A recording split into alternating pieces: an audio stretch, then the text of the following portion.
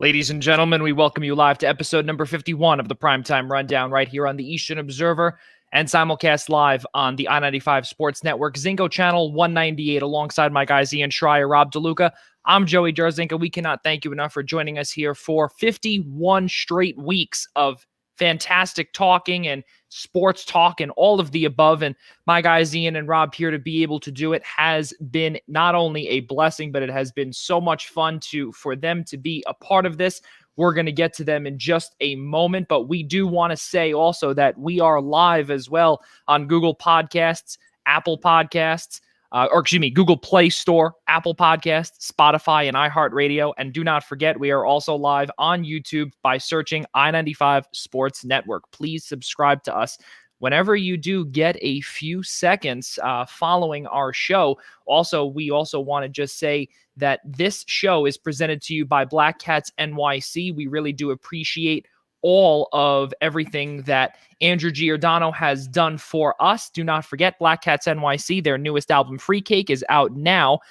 Play loud. Listen on Apple Music, Deezer, YouTube, SoundCloud, Amazon Music, YouTube Music, Pandora, and Spotify. Ladies and gentlemen, we have a fantastic show up ahead for you. We will be welcoming just shortly, we see him in the back end here, NCAA Hoops Digest writer Jake Zimmer will be joining us here. We'll be talking a lot about basketball, college basketball, and more specifically, the Big East. Ian Schraier and Rob DeLuca, guys, how was your week? Well, since we last spoke and I'll quote Rob here, for our 50th episode extravaganza, pitchers and catchers have reported we're a week closer to the tournament, to the NCAA tournament, and I am just so fed up and so ready for the spring, for the beautiful blue skies and not a cloud, and ready for spring and summer to be here. But you know what? We're fortunate that we're ready in the Northeast, because I can only imagine what's happening in the town of Dallas right now, where they're not prepared for the snow, and they've just had such power outages and everything happening there. So I'm very fortunate that we have our health, and we have electric, and we have gas, and we have everything that we have, because Dallas doesn't have that right now. Rob DeLuca, the whole Lone Star State is really reeling from that. Rob DeLuca, how about yourself? How was your week since our extravaganza last week? I gotta agree with Ian here. Prayers up to the people of Texas. Hopefully everyone gets their power back soon. Everybody is safe, and so we are fed up with the snow too up here. I'm certainly fed up with it. I was just out there. I did not enjoy it. So spring, please come soon. But now we've got another great couple 2 hours or so of content to bring our lovely listeners, and it's going to be great, as it always is. Let's get started. Yeah, it's very funny because we bring up snow, we bring up we're complaining about 2 inches here, but our good friend Jake Zimmer here is known. He knows all about snowstorms and and blizzards and all of the above in the New England area, because that's where he's from. Ladies and gentlemen, NCAA Hoops Digest, Jake Zimmer. Jake, how are you, buddy? Good seeing you. Always a pleasure. And you say this at a time where I just walked out of my car and I almost slipped right in front of my apartment, because it's getting a little, the roads aren't bad. Let me be very clear. It's only a couple of inches of snow up here. It's not really sticking to the ground, but the way our parking lot is in our apartment, I almost just fell flat on my face on the stairs. So thanks for a gentle reminder of how brutal New England winters are. But in all seriousness, safety to the people of Texas, of course. I know I got the -2 the other night. A lot of wind turbines and energy sources are still frozen up. So power's slowly coming back.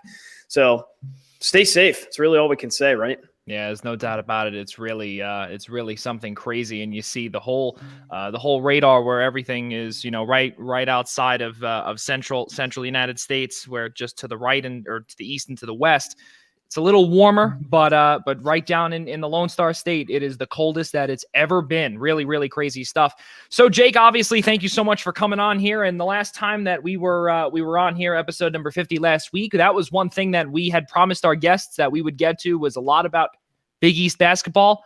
And we unfortunately ran out of time. So we wanted to make sure that Jake Zimmer was our special guest here to follow up on our extravaganza and to be able to come on here and talk all Big East basketball. Because I remember a year ago, Jake, roughly about a year ago, you were supposed to come down to the Garden. And it's really crazy how we're already at February 19th and we're just about a little over 11 months, where March 12th hit, obviously the day the world or the day the sports world stopped.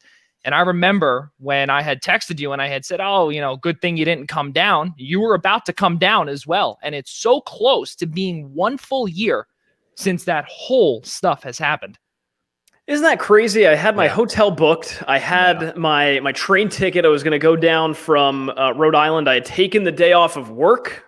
Yeah, I had planned to hop on the train in Kingston, where my former office was, and peace out for the weekend. Say thanks, but no thanks. And head over to watch. Head over to do a different kind of work and more rewarding for sure. And unfortunately, it was just ripped right out of my hands. Now, had some conversations with our crew at College Hoops Digest about, hey, maybe this presents a unique opportunity. But at the end of the day, by the time we had even taken to contemplate that, the tournament was over. Oh, yeah. It was by the time we had made the decision to not move forward with any coverage, the media was restricted at that point anyway. But isn't that crazy? Almost 52 weeks from that date. Yeah, it's really nuts. And, just to be able to really start looking ahead to the 2021 Big East tournament is really something crazy.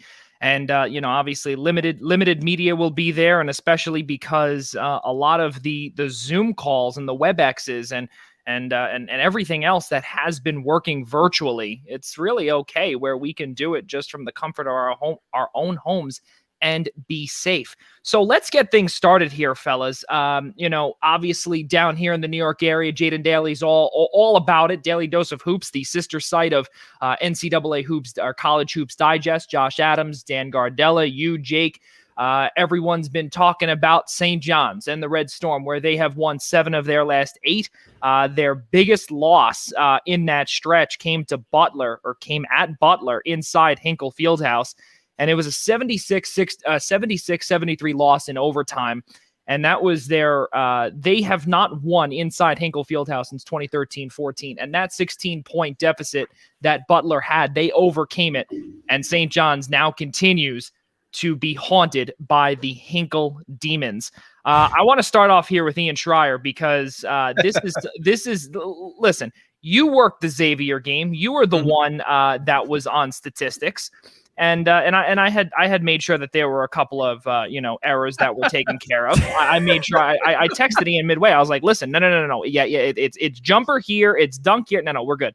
93-84. Xavier, St. John's takes down Xavier. Marcellus Earlington has 4 triples in a row. Big stuff from him and a big bench presence. Ian, what did you see that night when you were working that game?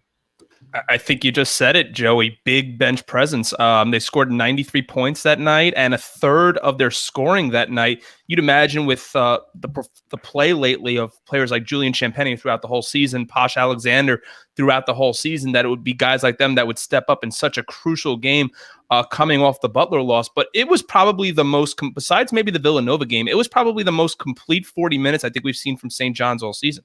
And I think it's hard to argue that.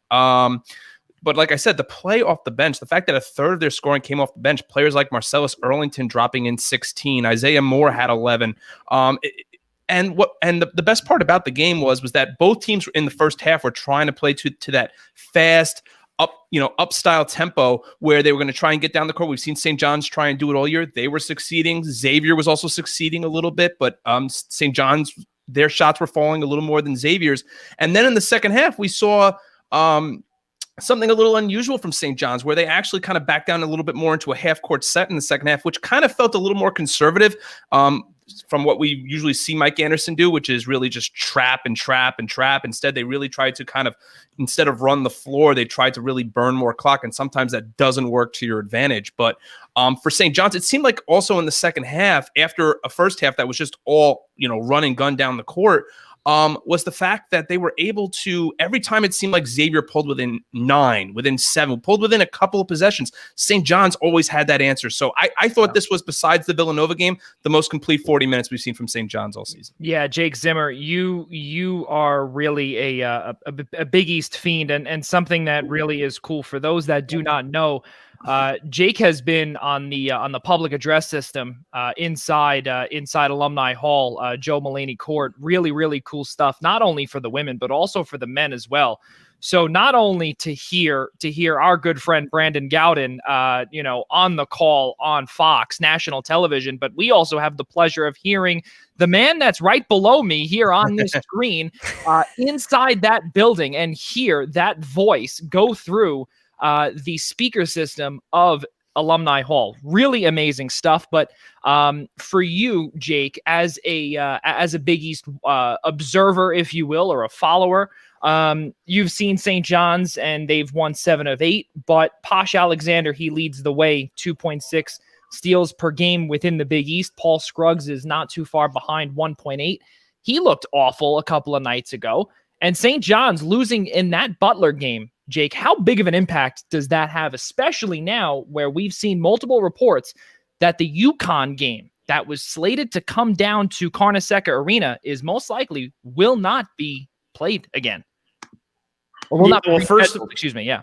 Right. Well, first of all, Joe, I want to thank you for your comments about my public address work. I think you used the term pleasure, and I'm not sure that Ed Cooley's too thrilled with me just screaming 4-3 for the 9th time, in a span of 20 minutes. But as far as St. John's goes, it almost I think the general sentiment after that loss at Hinkle Fieldhouse is that going to take the wind out of their sail? What's the breaking point? This 76-73 loss, it's a tough, well-fought battle against the, obviously against the team that they've really been haunted by on the road. The short answer is no. The short answer is no, they were not haunted by that, because the Xavier game shortly after is, living, breathing proof that St. John's is here, right? They're here to stay, especially this year. They're coming in 5th in the Big East as we're recording this today. A couple of things stick out to me about St. John's this year. Nothing new to any of you guys, but number one, Posh Alexander. My goodness, what a phenomenal addition.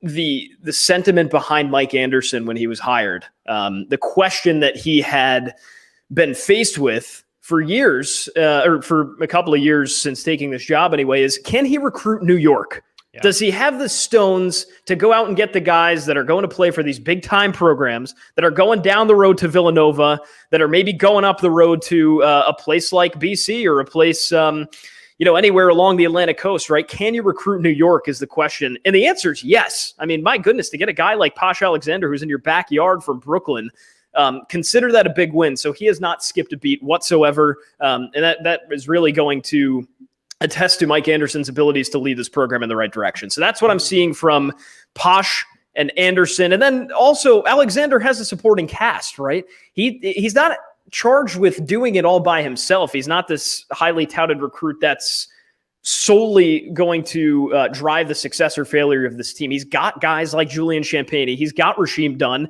and he has arguably the deepest group in the Big East. Marcellus Earlington goes and tells Mike Vaccaro at the New York Post, we have 8 starters. Yeah. You don't see that in any program really this year. I think you could argue that, the guys at Villanova are getting some reps for sure, but even still, it's the guys like JRE and Colin Gillespie that are weighing that team down and carrying them in.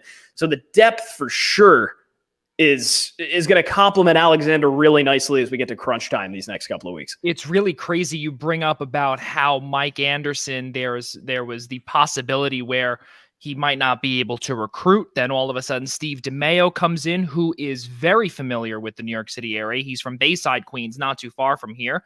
And that was really the key to getting a lot of these guys here. And also, let's not forget, just a few months before UConn was announced to be coming home, Mike Anderson was just coming in.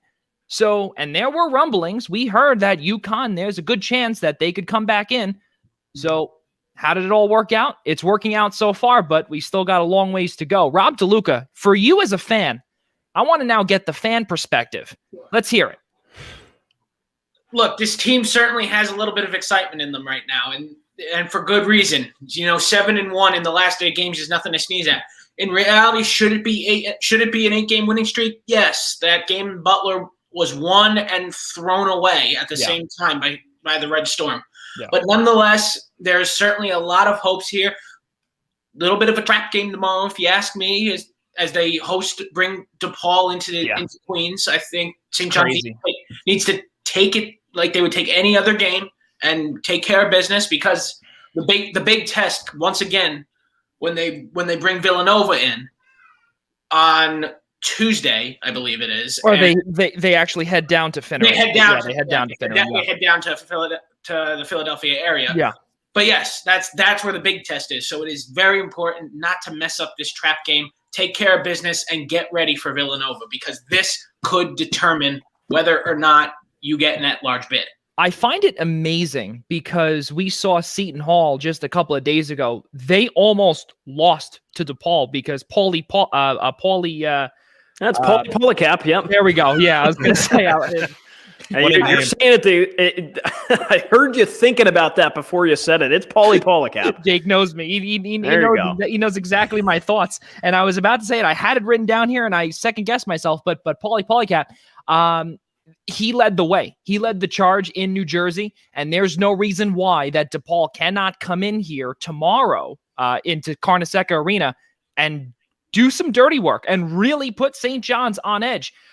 This is big stuff, obviously, because St. John's is on that quote-unquote bubble with Xavier, with the aforementioned Seton Hall, UConn. Something I want to bring up here because as we know, Jake is from that area. So now James Bouknight is back, and he's back with a vengeance. Now we can kind of bring in UConn again. They looked like they were down and out when I think you were there. You were actually at Providence, where Providence won. Now you see at Gampel, where UConn comes in and basically wipes Providence with, on the floor. Talk about that, Jake, because now this team is now back in the conversation to, come into the tournament. Yeah, Joey, stark contrast between the two games. I mean, the scoreboard says it all. It's almost a total reverse in every sense of the way. Providence wins game 1 by 11. UConn wins game 2 by 12. You look at the common denominator, it's not too hard to identify, and it's the presence of James Bouknight. We've heard about how the leaps and bounds in his game are going to take UConn to places that are going to allow them to compete in the conference this year. And when he's hurt, everyone kind of does a double take and says, all right, this might not be too good for UConn. And sure enough, it really has been a thorn in the side. They've really thrusted Adama Sanogo into an everyday 5-starter kind of role. He's been alternating basically between playing the 4 power forward and the true center role. And when you meet that with a Providence team whose real mantra that they've been trying to fix this year is the inability to defend, then you've got a recipe where, Providence might be able to take the Huskies by surprise, if you will. So that's what I believe they did. I think UConn is a phenomenal offensive rebounding team coming into the first game against Providence College. It was, an absolutely mind-boggling statistic.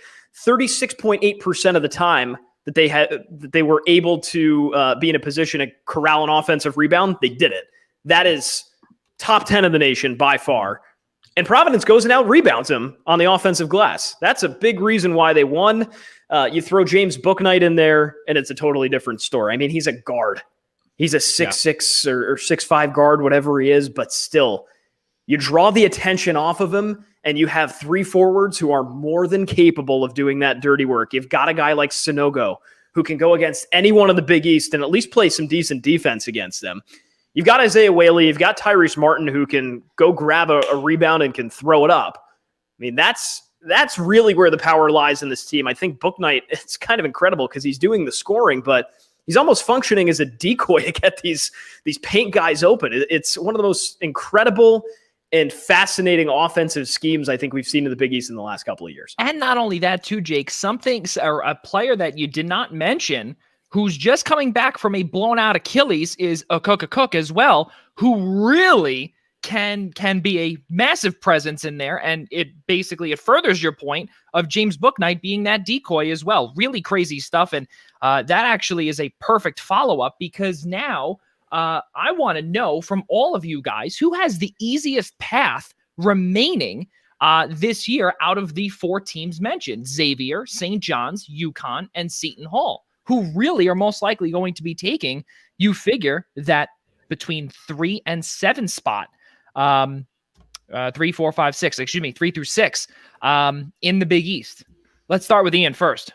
I think it's pretty cut and dry who has the easiest path right now. That's Seton Hall. When you look at the final games that they have, they just in the last week, they beat Marquette, and thanks to Mamu, they survived DePaul. But when you look at their next 2 games, they're at Georgetown, they're at Butler. I mean, really for Seton Hall right now, Seton Hall, I think in Joe Lunardi's latest bracketology right now is a 10 seed. But I think if they come away with wins down in DC and at Hinkle, I think that it pretty much cements them as a tournament team almost, even if they were to lose their last 2 games to UConn and St. John's. Right now, the team that's on the outside, the 2 teams that are on the outside looking in are St. John's and UConn.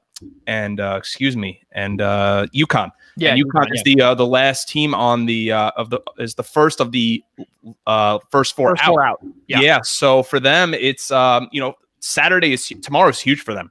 Right now, their game against Villanova is huge. I think Danny Hurley's team, and we already, sang James Bouknight's praises at this point, is if they could pull out a win tomorrow against Villanova. When you look at the rest of their schedule, 3 of their final 4 games are against bottom half teams in the Big East. 2 of them coming against Georgetown and 1 against Marquette. The part that really bugs me for St. John's tournament status, even though right now they're listed in the next 4 out, was the fact that because of Xavier's schedule and because of the COVID pause, they still had not until maybe about last week hadn't started playing the second half of their schedule. Yeah. So actually, they were still supposed to play Villanova. They were still supposed to play UConn. They were still supposed to play all these top-tier Big East opponents. And now when you look at their schedule, and because they can't make all those games happen in the final couple of weeks, they've lost Villanova from that schedule, and now they've lost Seton Hall from that schedule. So now that even further, it even makes the games for St. John's against Villanova. I'm not trying to discount Providence, but Villanova, Providence, and Seton Hall that much more important. So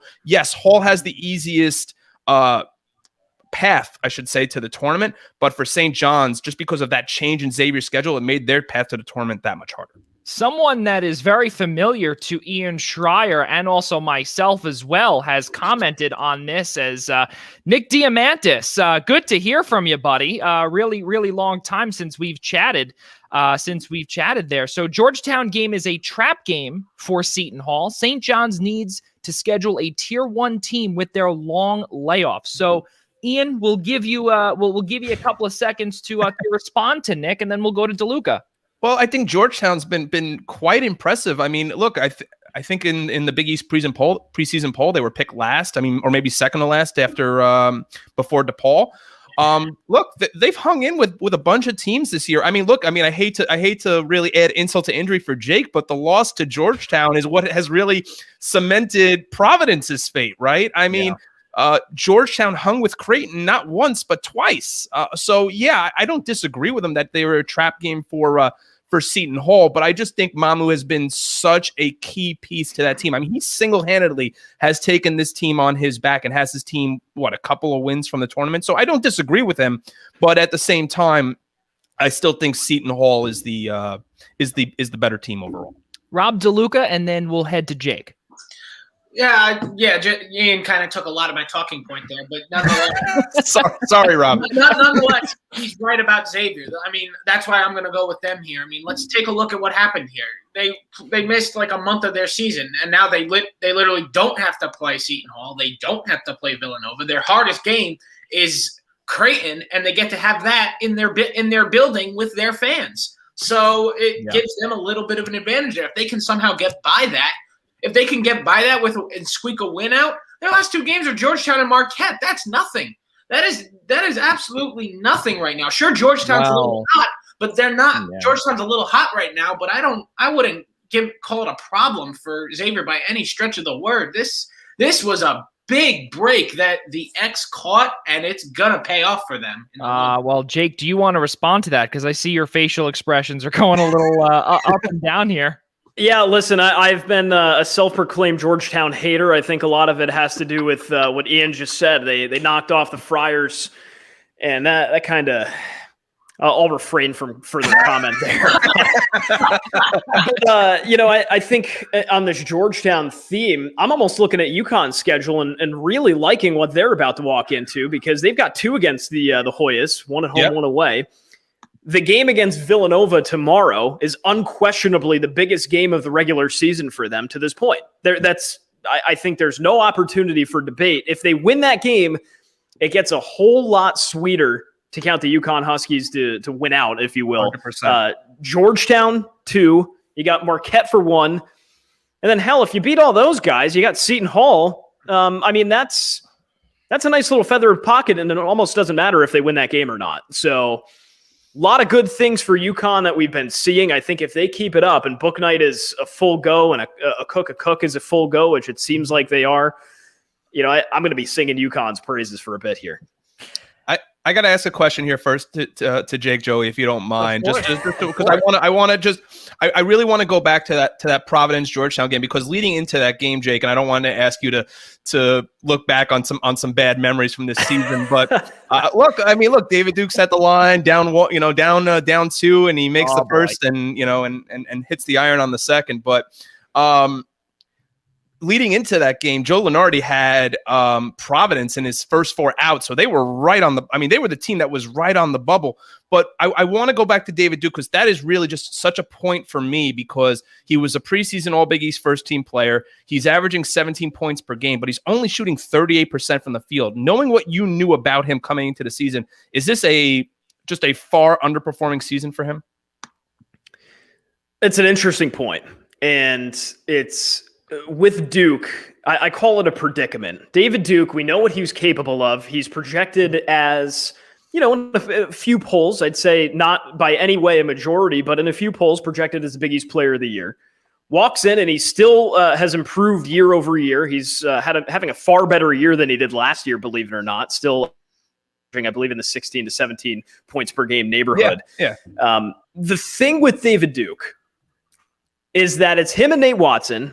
I went on the Daily Dose of Hoops podcast a couple of weeks ago with our friend Jaden, and a statistic that jumped off the page was that between David Duke, a 6'5" guard, and Nate Watson, a senior 6'10" center, they were scoring not 50% of the points, but more than half the team's overall offensive output was between 2 guys named Duke and Watson. Yeah, I don't really care who you are. That's unacceptable. And the problem for Ed Cooley has been who's going to be the guy to step up and score a few points without compromising anything on the defensive end. The whole theme for the Friars this year has been the inability to defend. They've been trying to remedy that through so many different rotations. Just when you think Jimmy Nichols, the junior, is about to hop in, he suffers a non-COVID medical injury and he's out the rest of the year. You have Noah Horkler, who's the University of North Florida transfer, big 6'9" wing. He's a forward, of course, but he can shoot. What gives defensively is what we've saw early on. He's starting to make a little bit, more progression towards someone that can play alongside those guys like Duke and Watson. But the whole point is he can't do it himself. Yeah. David Duke cannot do it himself, and we are seeing his game suffer. Yes. Because, he's scoring points. There's no problem with his scoring output. He's just taken so many shots because he's got no weapons around him. And that's what I've seen from the Providence Friars so far. And that's, in my opinion, why David Duke is slipping a little bit. It's beyond unfortunate to see what had happened last year with Providence, where they came tournament time. They were sky high. They were at an all-time high following their losses at the Wooden Classic out in California, where they lost to Long Beach State. That was basically their lowest of low. And then they began to just sweep everybody.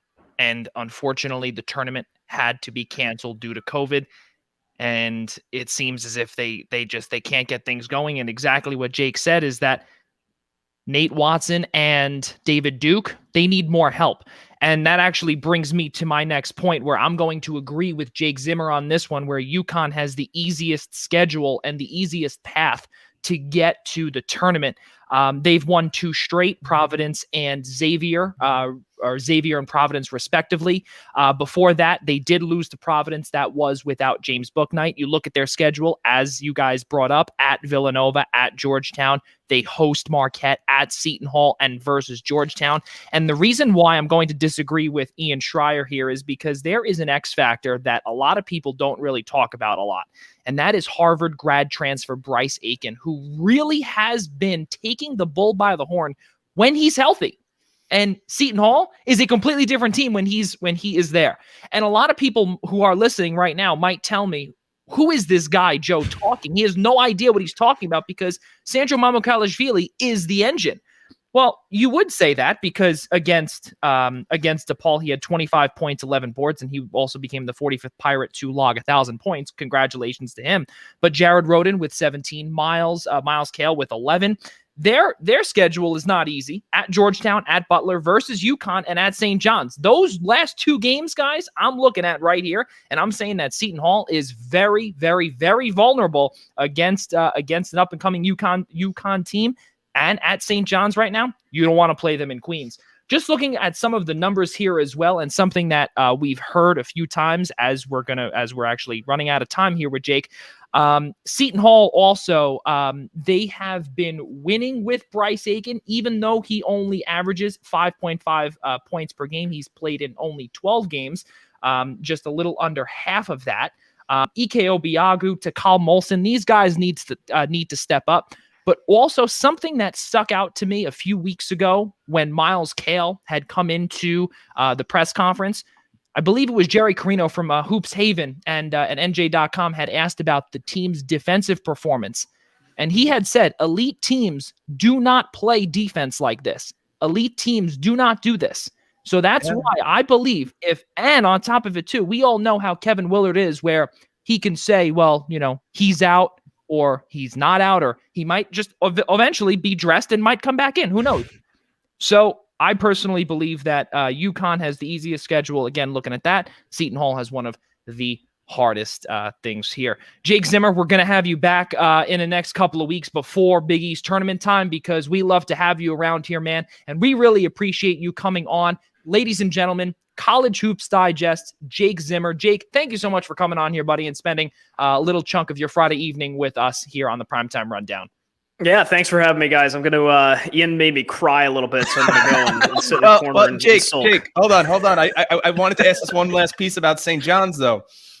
Based on all the rookies you've seen in the conference this year, is Posh Alexander your unanimous choice for Big East Rookie of the Year at this point? Or what? I mean, I think if he does something crazy, if he goes out and lays a couple of goose eggs in the next couple of weeks, I'll have a different answer for you. But at this point, I mean, we have seen phenomenal play from Posh Alexander. I think he's the easy choice here. Yeah, and just to conclude here, we'll leave it with this, where Nick Diamantis says Colgate has been rumored that St. John's will contact to schedule a game, technically a Tier 1 net opponent for St. John's, but may not be flashy enough to wow the selection committee. So, Nick, we're going to have to bring that up next time around with Jake when he returns. Jake, thank you so much, buddy, for coming on. We'll see you in a couple of weeks. Thanks, guys. Take care. All right, Thanks, buddy. Jake. Thanks. All right, So now, in that case, no, if I may, I've been working on this since we started, because maybe 40 seconds after we went on air. Yeah. And I've been working for most of the half hour to make sure everything's correct, and we are ready to break this here on the Eastern Observer. Oh, okay. Brett Gardner is returning to the New York Yankees. 1 year. Hold on 1 second. We just have to get this. There we go. 45-year-old Brett Gardner to the Yankees. Brett Gardner is back with the New York Yankees for 1 year, and he has a possible option. He will be paid $4 million this year, and if the option is picked up, that will turn into $11 million over the next 2 years. But the Gardy party continues in the Bronx. Let Brett bang.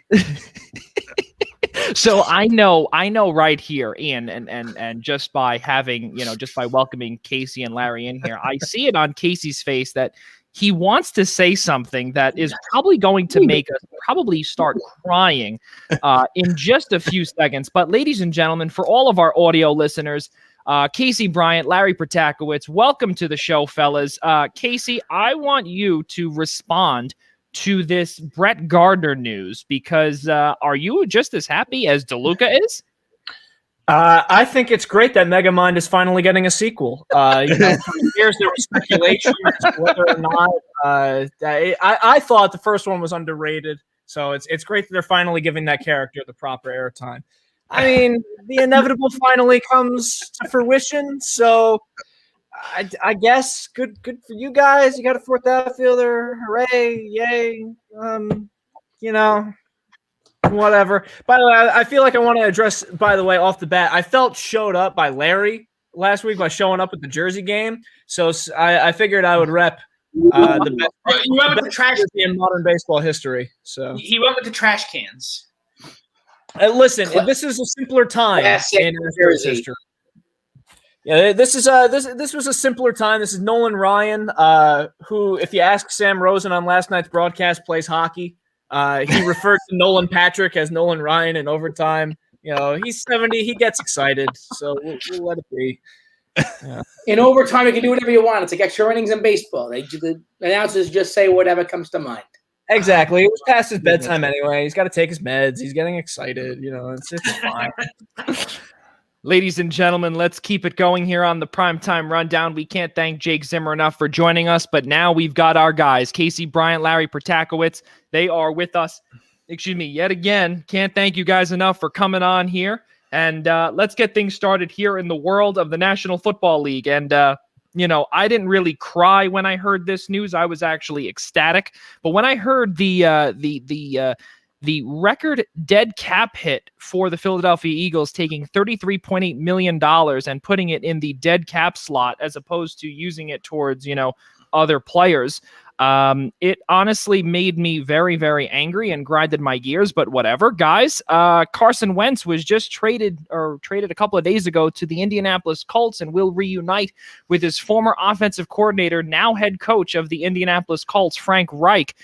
Returning to Philadelphia is a 2021 third-round pick, 2022 conditional second-round pick that can turn into a first with many Carson Wentz incentives. So I need to hear from the two Eagles haters up above, and actually to the right of me, Ian Schraier and Rob DeLuca. Let's start with DeLuca first, because he was in the building actually for the Miracle of the Meadowlands #2, and just because I want to just egg him on with this. Because he claims it's not a miracle, but we can have many, many debates about that. DeLuca, your thoughts on this whole trade and the big dead cap hit?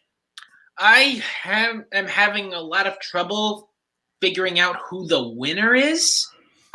Did anyone really win here? I don't know. We'll have to see how the Colts do to see if they become. The Eagles are definitely not a winner of this trade by any means, any way, shape, or form. The Colts could be a winner depending on how Wentz plays in Indianapolis. We will have to see how he works with his receivers, and we will see what he can do. But we have already seen what he can't do in Philadelphia, but we have also seen with many, many other professional athletes, a change of scenery is just what they need. So we will see if going to Indianapolis and playing for the Colts is what Carson Wentz needs to revamp his downhill career. Keep in mind that also their number one wide receiver, T.Y. Hilton, is a unrestricted free agent as well. Ian Schraier, your thoughts of this trade?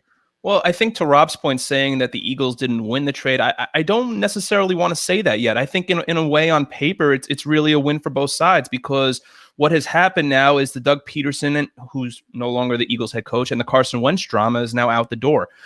You can now put the spotlight a little bit on Jalen Hurts. You have a new head coach. So that's going to help the Eagles in the long term. But looking at Carson Wentz and what this could mean for him, in 2017, when he was playing under Frank Reich as his offensive coordinator, he had 33 touchdowns and 7 interceptions. Since Reich became the head coach in Indianapolis, 64 touchdowns, 29 interceptions. So you're talking about almost a 5-to-1 touchdown to interception ratio, becoming more about a 2.5-to-1 touchdown to interception ratio. He's going to go to a team that has a stable offensive line. Let's remember that Carson Wentz got sacked 50 times last year. That's 5-0. He's going to have a lot of offensive weapons as well. I mean, it's no longer going to be the guys that the Eagles picked out of the crowd to come play wide receiver, even though granted their undrafted free agents have turned out to be really good players for the Eagles, but guys like Jonathan Taylor and Michael Pittman, and I think T.Y. will eventually come back. And you've got a team right now that's ready to win now. I mean, look, they only lost the AFC South last year because it was on tiebreakers with the Titans. So this is the chance right now for Carson Wentz at 28 years old to rejuvenate his career. Phillip Rivers is out the door. They're going to take a shot on Wentz. If it doesn't work out, the Eagles are the ones that are on for most of that dead cap hit. So if the experiment doesn't turn out to work, then maybe we're talking another quarterback down the road. But for right now, I think this is a good change of scenery for Carson Wentz, and we'll see how this plays out in 2021. Keep in mind also the 2021 dead cap hit for this Carson Wentz deal is $33.8 million. And then I believe it completely takes a drastic downhill number. I think it's even in like maybe the couple of hundred thousands. It's very, very small. So the Eagles basically said, we're gonna wave the white flag for 2021 and just get rid of a player that they traded a lot of draft capital for in 2016 to basically move up a few spots in 2016 or in the 2016 draft. Larry Protakowicz, welcome to the show, sir. Thank you so much for coming on here again, as always. You're a football guy. Let's hear this. Let's hear your perspective on this deal. I think the deal is great for the Indianapolis Colts. They are a franchise that had their franchise quarterback in Andrew Luck, who decided to retire, going into the 2019 season. And for any franchise, that would kill them. It would set them behind for a number of years. They went 7-9 that first season without him. They worked with Jacoby Brissett and were trying to find the quarterback. They take a shot with Phillip Rivers at the end of his career for this past season. I think Ian or Rob talked about it. They go 11-5 and they lose the division on tiebreakers. And now they bring in a younger guy in Carson Wentz, who you believe still has the talent. He is still young, and you reunite him with his prior coach. I think it's a great situation for Carson Wentz. And if it doesn't work out for the Colts, they didn't give up the entire future.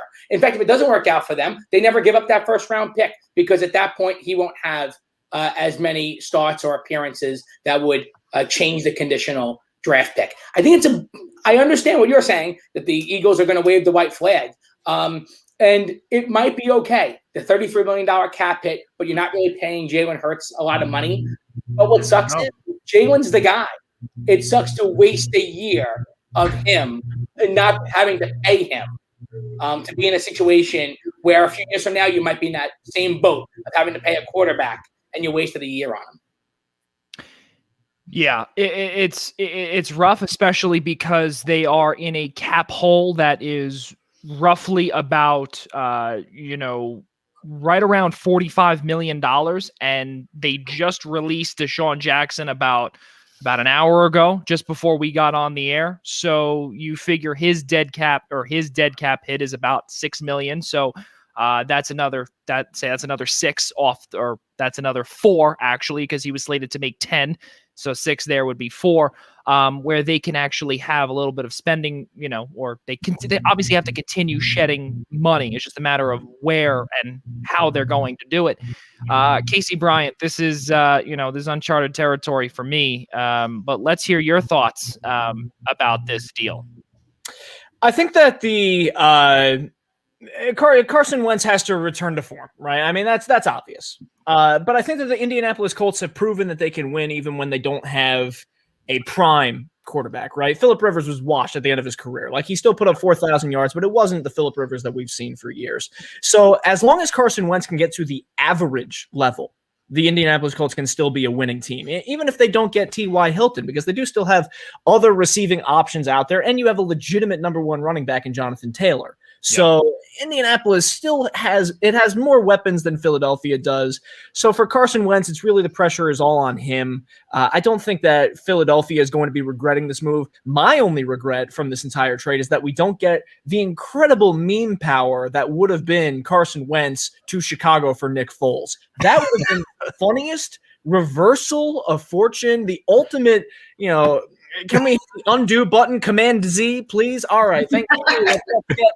Nick Foles back in the rotation. That would have been hilarious. Otherwise, now it's just a regular old savvy football move. Which take it or leave it, I guess.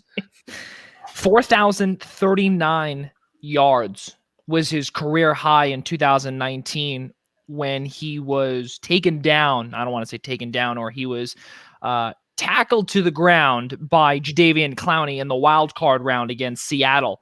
And that was the season where the Eagles went 9-7, and basically Carson Wentz single-handedly brought them back from the dead with undrafted free agents. And at times there were no undrafted wide receivers, there was basically no one there. So now I look at this deal and I say to myself that Carson Wentz now is getting out of a disastrous organization. And I'm going to say that, truthfully, from what we've heard, there is a power struggle that is up above the head coach's area. And that has to do with the general manager. And for certain guys that he signed, such as the aforementioned Deshaun Jackson, to a massive deal, as well as Malik Jackson, who was great in Denver when he won the Super Bowl. Okay, that was about 6 years ago. And then he was signed to a massive deal in Jacksonville. And then they thought he signed a lucrative deal to come to Philadelphia and play. Well, we've got a little bit of problems there. And now that there was some rumors where Doug Peterson was not talking with Carson Wentz for possibly 8 to 10 weeks at a time. But then there was also a power struggle between the general manager, the owner, and the head coach, and the quarterback as well. So it almost seems to me like a Dallas Cowboys situation where Jerry Jones puts his hands in everything. And to me, it also seems like this is the part where we're starting to see the general manager put his hands, Howie Roseman, put his hands in certain things. And that's not really a good thing. And that's not a recipe for a win. You have to let these guys do their job. And ever since the Eagles won the Super Bowl, I believe that everything has gotten to their head. And everything now that we are seeing is continuous regression on this team where they have to literally strip it down and start back over. Because, as we just said a couple of seconds ago, they're almost $60 million over the cap, and we all know for damn sure they're not going to release guys like Brandon Graham, Fletcher Cox, the second best defensive tackle in the game today. I mean, there is a lot of things that are going on there, and I think that it was very good that the Eagles got whatever for Carson, because you don't know if this is an Eagles problem or if this is a Wentz problem. So to get something back for him, and to hear the rumors, guys, that we heard that maybe they would be able to get Tariq Cohen, Nick Foles, possibly a first-round pick in addition to that. But then we hear that the Bears never even made an offer at all. Or even never. Yeah, exactly. What really grinds my gears. Yeah. So we also know that there was some faulty things. We do have a couple of comments here, right here. We got one here. I think the Eagles could have gotten more, but trading Wentz was the right move. Yeah. Gotten more like Nick Foles. That is very true. Mic drop. Yeah. They could have gotten Nick Foles. And exactly, you know what? That would have really been the part where this team and this owner and the front office, they can't move on. That's a whole nother story for another time, because we've brought that up a few times. Vincent also says the Eagles have so many holes they need to fill, and they have absolutely no cap room. Well, you're 100% right, but realize they're going to keep shedding contracts, and big contracts as well. And now that we just saw Deshaun Jackson get released, we're most likely going to see a player named Derek Barnett get released as well, because there is no dead cap hit on his release, if there is, and that'll be an extra $10 million coming off. Jim Schwartz is no longer there, so he might not even fit in with the new scheme. We don't even know what it is yet, if it's a 4-3 or 3-4. We have no idea. And then also, we forgot another guy by the name of Marquise Goodwin as well, who the Eagles traded for last year, but opted out because of COVID. He's also making $6 million. He will most likely be gone as well because of the likes of Travis Fulgham, John Hightower, and the rest. Does anyone want to comment after my spiel, or shall we move on, fellas? I think you touched upon all of it there, Joey. I don't think it's a subject in the entire Eagles fan base that you haven't touched on, Joey. But Joey, even with all those cap issues, with everything you just said, it's the NFC East. You still got a shot. Everyone's got a shot in the NFC East. That's it, baby. As long That's very true. even if Dak comes back to Dallas, they got a shot. Listen, and something else too, Eagles fans that are listening out there, the last time the Eagles went from worst to first, they won the Super Bowl. Okay. Yeah, but their quarterback was Nick Foles, though. So That That's is right. true. That is very true. I will never let that go. Guys, our childhoods took a big hit last week when Vincent Jackson, former San Diego Chargers wide receiver, as well as Tampa Bay Buccaneers wide receiver, was found deceased in a hotel room in Brandon, Florida. It was a Marriott. He may have died a few days before that he was found. Contributions most likely to CTE they're talking about, but also saying that he had a big alcohol issue. And they don't know what the deal was, but it seems to me like this is another blow, no pun intended, to the NFL. We're bringing back the conversation about CTE, and it's been a long time. And I want to say maybe a year and a half, 2 years since we've really had the conversation about CTE, guys. I think it's kind of ongoing, Joey. It's all right now. I don't mean to interrupt you, but since we've seen a player of V-Jax's magnitude, yeah. I mean, the name that always stands out in my mind when I think of players that really made the ultimate sacrifice as a result of a chronic, CTE is CTE, but is Junior Seau, who committed suicide as a result of CTE. I think of, even going away from professional football, you think of a former professional wrestler by the name of Chris Benoit, who murdered his wife and child because he was suffering from severe CTE. This is just an ongoing. I mean, I only hope that we can continue to raise awareness for this just degenerative brain disease. And it's very likely that this chronic alcoholism was as a result of Vincent Jackson having CTE. I mean, there have been numerous examples of players that have either murdered their families, or one former player was drank antifreeze. Another one was tased himself to sleep because he couldn't fall asleep because his head hurt literally that much, or people hearing things in their head because their brain is so severely damaged. So yes, alcohol played a factor, Joey, but I'm not so sure that it didn't come as a result of what he was suffering. Oh, there's no doubt about it. And also just another player to bring up where we have heard it was not officially deemed CTE, but we also heard a domestic violence issue. Chad Wheeler, former Seattle Seahawks offensive lineman, who pled not guilty a couple of weeks ago to domestic violence, where he basically strangled his girlfriend to sleep and then went to go into the kitchen and make himself, I believe, a bowl of cereal or a sandwich. And for that to be reported, that's not a funny thing. And then on top of it, she wakes up, she comes in, and he says, "Oh, I thought I killed you," with a smile on his face.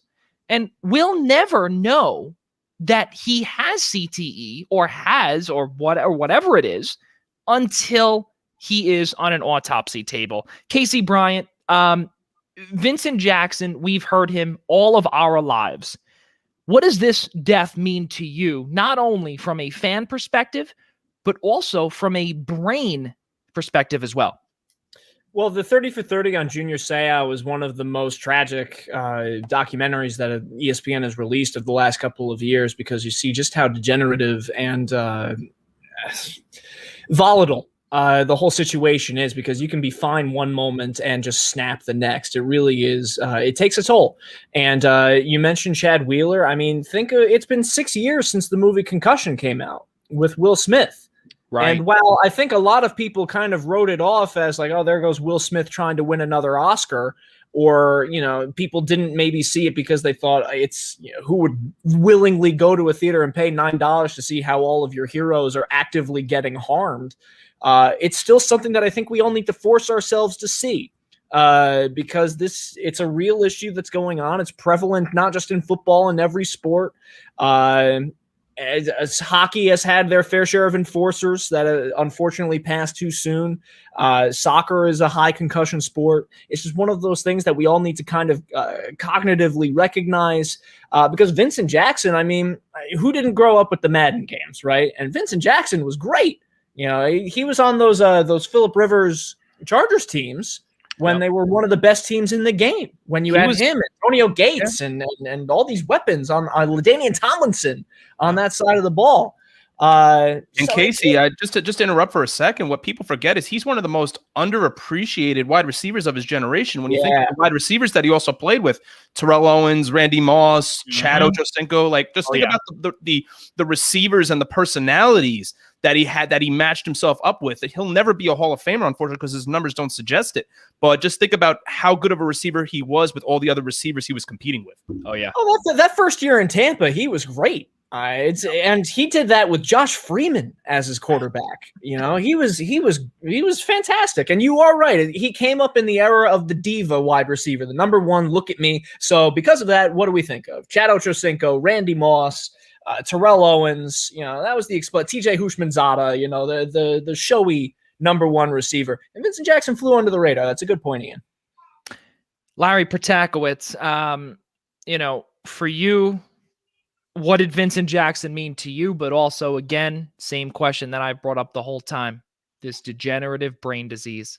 It really is such a terrible thing, and we've also seen it just even in old time players. Like I remember when Frank Gifford had passed away, that there was evidence at that time that he did, have brain issues. And a guy like Vincent Jackson, who didn't stop playing that long ago, with similar equipment, shows that a lot of these guys and these top athletes that we're watching today are risking their bodies and are risking their future post NFL. And that's why, there have been these lawsuits out there from the players union and the retired players, who are looking for awareness and looking for help, treatment, and things of that nature. So I think it's something that's going to unfortunately continue to rear its ugly head until they can find a way to help prevent it. But Casey broke it down. Vincent Jackson was a great football player. He did do it in Tampa as well as in San Diego.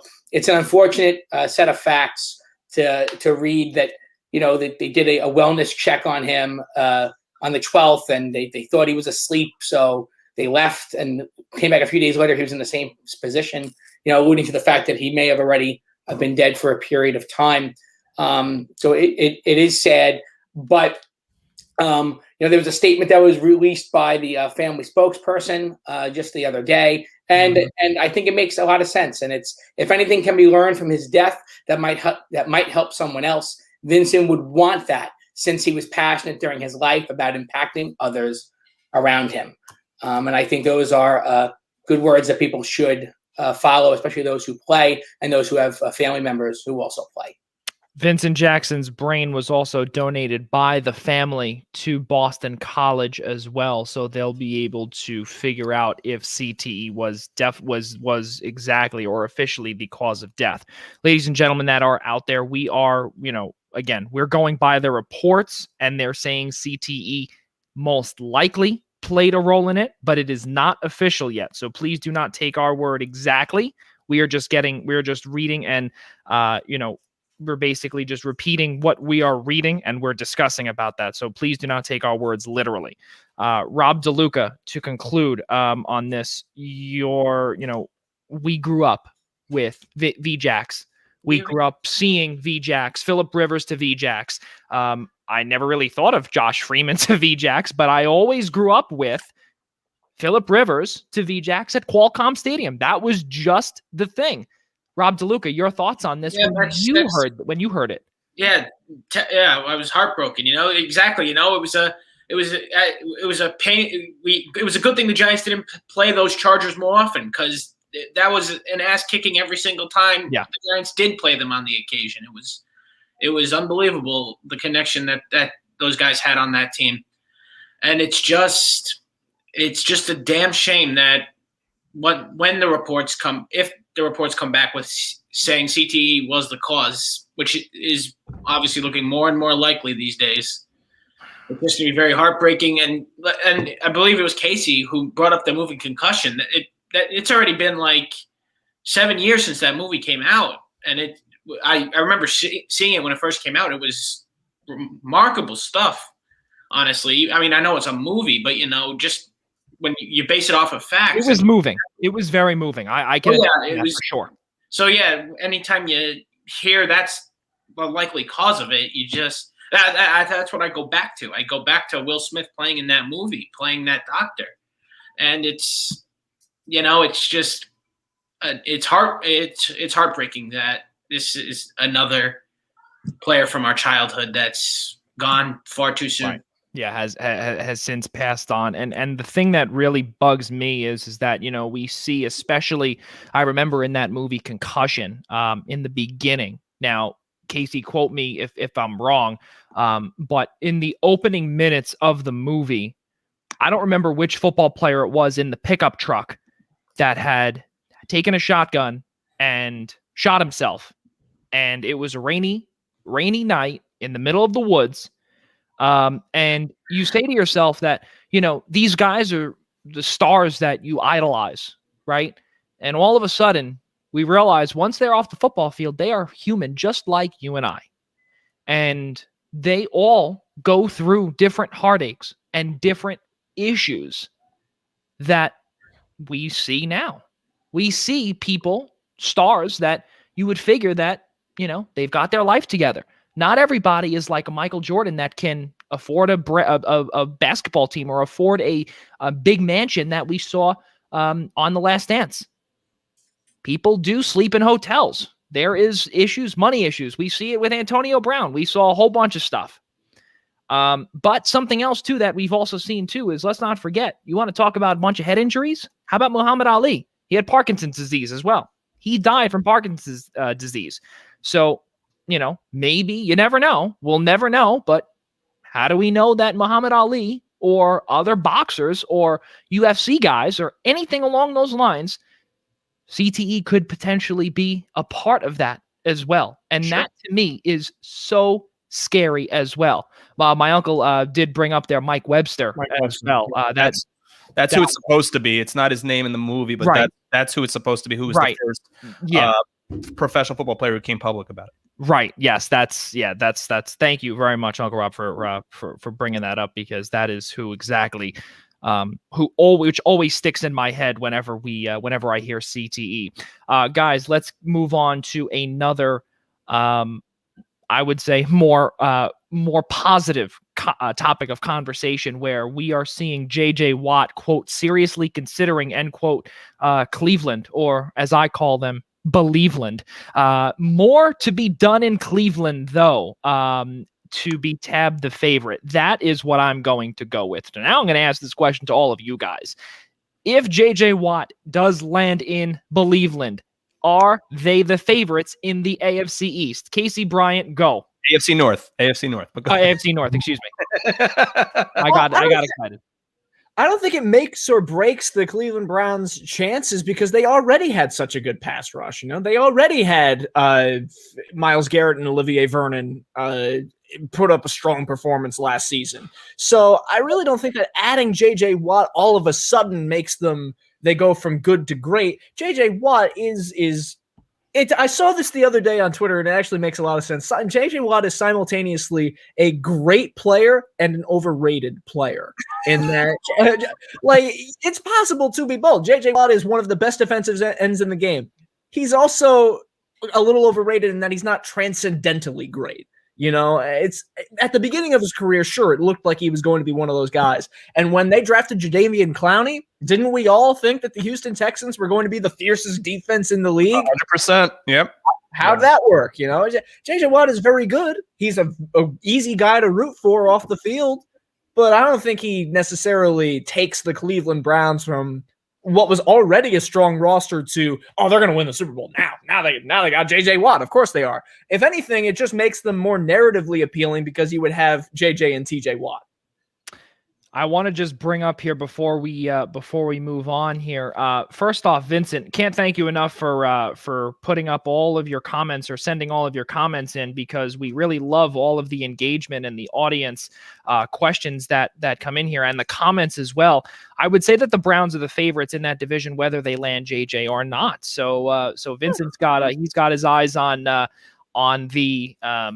the Browns the whole way. Vincent, one more thing I just want to say. I do see the Alshon Jeffrey comment. I will get to that at the end of this segment, because I definitely want to tell you my reasoning why he is still on the roster. Larry Protakowicz, your thoughts on J.J. Watt and the Browns. Do you believe that they are the favorite? I believe they are the favorite today without even having J.J. Watt. That the Browns team played very well last year, and the Pittsburgh Steelers, it was their division forever, and I know Baltimore had always competed with them. The Steelers are not the same team that they were so many years ago. Even getting a full season out of Big Ben, finally, right? You can still look back and say, oh yeah, they're not the same team that they were. So it really comes down to how good are the Baltimore Ravens. And, the Ravens are a team that has been, hey, let's run. Let's utilize Lamar Jackson. It worked in year one, didn't work as well in year two. Defenses learn what to do. The Cleveland Browns they've done it right. And I'll disagree with Casey a little bit on JJ. I think JJ is a special player. I think it's important that he has all of these stats, the most tackles and, since such and such a year, right? But he never plays a full season. Yeah. He always gets hurt. JJ gives it 100%, balls to the wall, and then all of a sudden gets knocked out. That guy's never had an opportunity to play in a playoff game because he's always on the IR by that point. So if he can play, not be the main guy with all the pressure on him and stay healthy, forget about it. That's what I'm going to agree with Larry there, because that was the thing with Houston's defense. Even when they got Jadeveon Clowney, J.J. Watt was still the guy. J.J. Watt does not need to be the guy in Cleveland, not even remotely close to that. So with Myles Garrett there, Myles Garrett will still be that guy on defense, even with J.J. Watt there. But I agree. I agree that it's not going to make or break the Browns as well. And I'll agree with Vincent's comment here. I think the Browns are essentially division favorites with or without him, because I've said it 85 times on this show. The Steelers were fake, and they are going to continue to be fake. So it does, and so to Larry's point, it does come down to how good the Ravens will be, and they are figuring out the Lamar Jackson strategy here. So a lot of teams are. So I think that this gives the Browns even if they do get them, it's not going to make a huge difference. But right now, this is the Cleveland Browns shot. Well, something else too, just before we get to Ian here, something I want to bring in here in terms of the Baltimore Ravens as well. You know how we brought up just last week how there was a long shot that, Eric Fisher, when he blew out his Achilles, right, that it wouldn't affect Patrick Mahomes? Well, yes, it kind of did. We have to also look at the fact with the Baltimore Ravens, Ronnie Stanley also blew out his Achilles as well, okay? Mm-hmm. We also have to look at the fact that their offensive line, and that's pretty much the way the game works, okay? We've seen countless times. I'll give you a perfect example. The Philadelphia Eagles, okay? They had 4 out of their 5 offensive linemen go down. Of course, Carson Wentz is going to get sacked 50 times. Of course, because when you're down to your third string and your practice squad guys, you're not going to be able to protect this guy from guys like Myles Garrett or from guys like, all those big caliber players. Okay. So, I have to give credit where credit is due in terms of the way that these offensive lines have stuck together for certain teams. Perfect example, the Cleveland Browns. Perfect example, the Indianapolis Colts. A healthy offensive line usually means winning. Ian Schraier. Okay, can I just say one thing before? Of course you can. Of course you can. I understand what you're saying, Joey. But remember Tony Sparano and the Wildcat? Oh my gosh, yes. It's okay if you don't, because after that, it never worked again. That's true. That's fair. That's a fair point. Once they learn it, it's done. You got to move on. May he rest in peace, by the way. Yeah. Ian Schraier. I think it's a two-horse race in the AFC North. To Rob's point, I know he always loves calling the Steelers fake, but the Steelers still, entering the 2021 season, will still have one of the best defenses in the league. They're going to have Bud Dupree back. They're going to get healthy, and they're going to still be one of the better defenses in the NFL. The question for the Steelers is on offense. Right now, Juju Smith-Schuster is a free agent. You don't know what you're going to get out of that running game. You don't even know how many games you're going to get out of Ben Roethlisberger. They're in rebuild mode with or close to it, with no salary cap space at all. So for those Steeler fans that are dreaming that J.J. Watt's going to play with his two brothers, they better figure out a lot of different things monetarily to try to make that work. I'm going to give the Ravens a little bit of the edge over the Browns. The reason for that is because they have, and this, I'm going to pull up Vincent's comment here, just saying about how I don't see Baltimore being the division winner. I think they're great defensively, but Lamar has 0 wide receivers, and they're losing Orlando Brown, who requested a trade. Look at that bottom point. Vincent, you're with me here, buddy. I see. Yeah, look, I mean, first off, Orlando Brown has to be traded in order for him to go. Number two, let's not forget Marquise Hollywood Brown, and also let's not forget that tight ends, in a way, have become a second wide receiver. Is what they are. Mark Andrews is one of the best tight ends in the game right now. J.K. Dobbins has passed Mark Ingram as the starting running back of that team. And for me, Mark Ingram's going to be released if he hasn't been already. Yeah. So, what does that tell you for a rookie from Ohio State? And then, look, and Gus Edwards. Don't forget Harbaugh is not a stupid man. I mean, look, when you pull up the game tape, these NFL teams, they know what they're doing. At least in Baltimore, they do, because they have just established such a culture there and such a tradition of winning that for a guy like Lamar Jackson, even though everything with Lamar was RPO, run pass option, that he was able to pick up so many first downs and make so many plays with his legs. I mean, look, we'll see what they do in free agency. We'll see what they do in the draft, but they still have one of the fiercest defenses in the league. And for Cleveland, I still have questions with Cleveland's back seven. I mean, right now they're going to lose their starting slot corner, their starting safety right now to free agency. They're very thin right now in linebacker. I mean, look, if your front four can get to the quarterback every time, that's going to be great if you're going to have J.J. Watt on one side and Myles Garrett on the other. But if they decide to go after a J.J. Watt, they're not going to have a lot of money to spend in other places. Right now, I think they have somewhere in the range of about 20 to 25 million in cap space. So if J.J. Watt takes up and he still wants to be paid like a high-end defensive end, if he still wants to be paid $20 million, where are you allocating those other funds? Maybe you could find and try and take a suitor for OBJ, because there would be no cap hit. You'd take no cap hit of his $15 million. So that would actually be $15 million in relief. But right now, still the edge to the Ravens, because the Browns still have not won that division. And even though they are very, very talented, I still give the Ravens the slight edge. I think that it would be hilarious to see Rob DeLuca's reaction if the Pittsburgh Steelers, in fact, signed Dwayne Haskins, as it's rumored they might do. Because it came out a couple hours ago that the Post is reporting that they're excited about Dwayne Haskins. If I was that would be very excited. If I'm Baltimore or Cleveland, I'm excited about the Steelers getting Dwayne Haskins. I'm very excited. It's really crazy to see what's going on here. And back to Vince's point about losing Orlando Brown, who did request a trade as well. Again, who knows, man? I'm going to tell you this. I mean, so you know what, Ian? I want to ask you this. Do you think that the Browns were a flash in the pan from last year? No. I think they're absolutely a playoff team for 2021. I just want to see them get. I mean, look, they got to the AFC divisional round. I'm not taking anything away from them, but how many GMs, how many coaches? I'm not trying to say that, like, look, Cleveland had a first-year coach in Kevin Stefanski, going back to Larry's point about Tony Sparano, but they implemented a different offensive system. But Baltimore has one of the best GMs and front offices in the game with Ozzie Newsome. He always finds a way to turn this team into a Super Bowl contender every single year. He always finds a way to work the books and find a way to free up cap space and make trades, and never.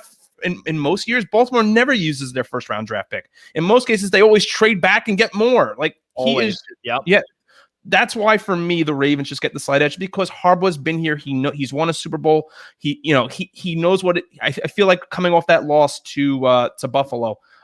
He knows what he needs to fix for next year, and he's got the weapons there to do it.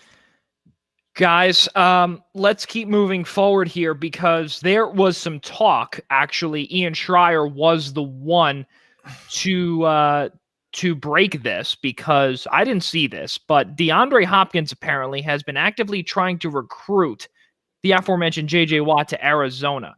Well, now just by looking at Arizona's cap space, they have about $19 million, and let's not forget Patrick Peterson is gone.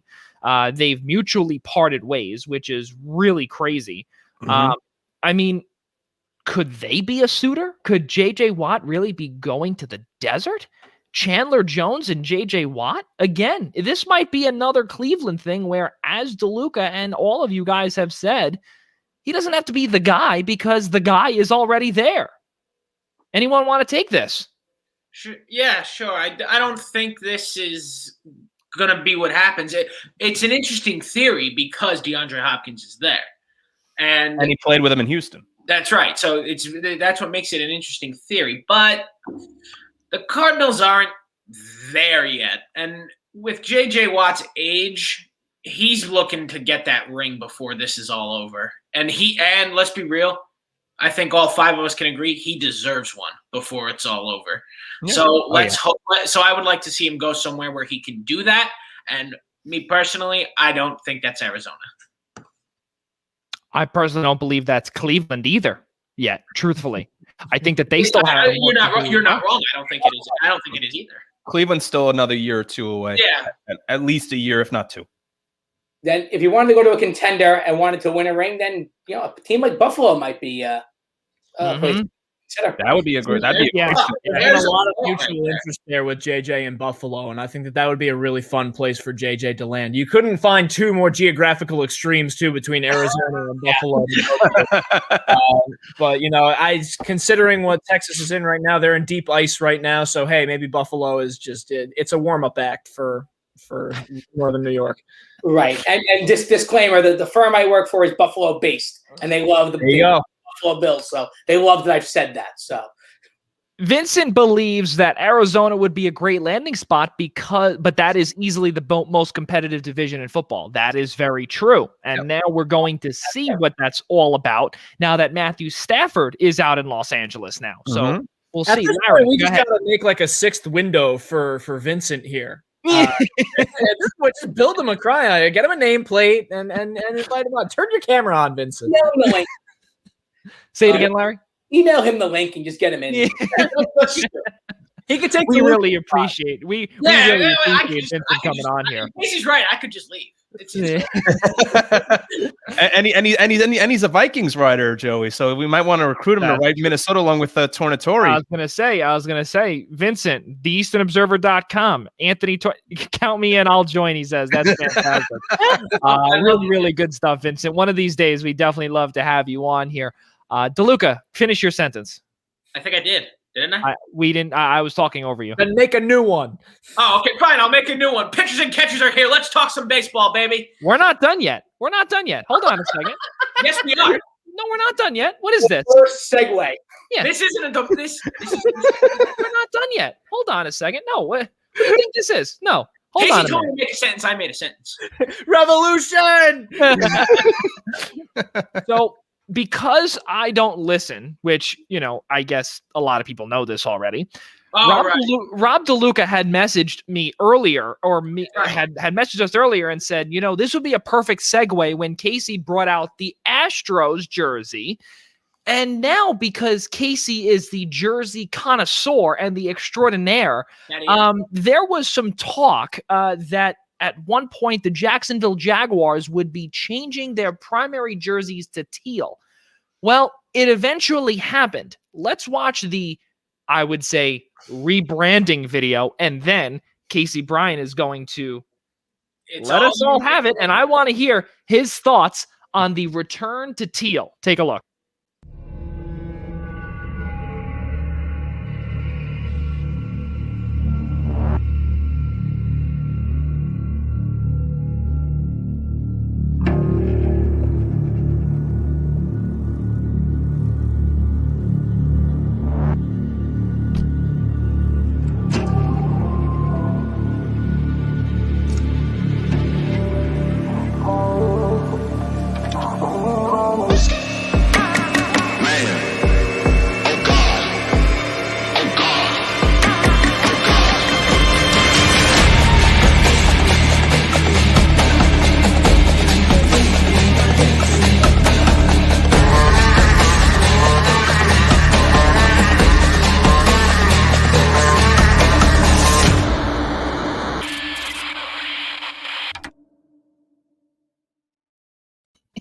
I'm sure Larry absolutely loves seeing Sam Darnold get strip sacked in that video. I'm sure. Ladies and gentlemen, I need to hear Casey Bryant's comment not only on the video but also on the jersey. Casey, we'll start with the video. Well, first, for the video, I tell you, the Wire reboot looks great. What dramatic cinematography! What incredible! Why was it strung up like that? Like Spider-Man had been there, or like.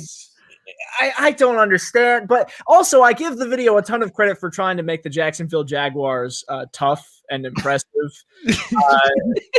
Honestly, they have been for 1 year in their entire franchise's history. Like you would have to really first, teal is the Jaguars' color, right? Yes. The white jerseys are boring as anything. The black jerseys need more teal accenting to them to make them more interesting. They just have the one strip on the sleeve.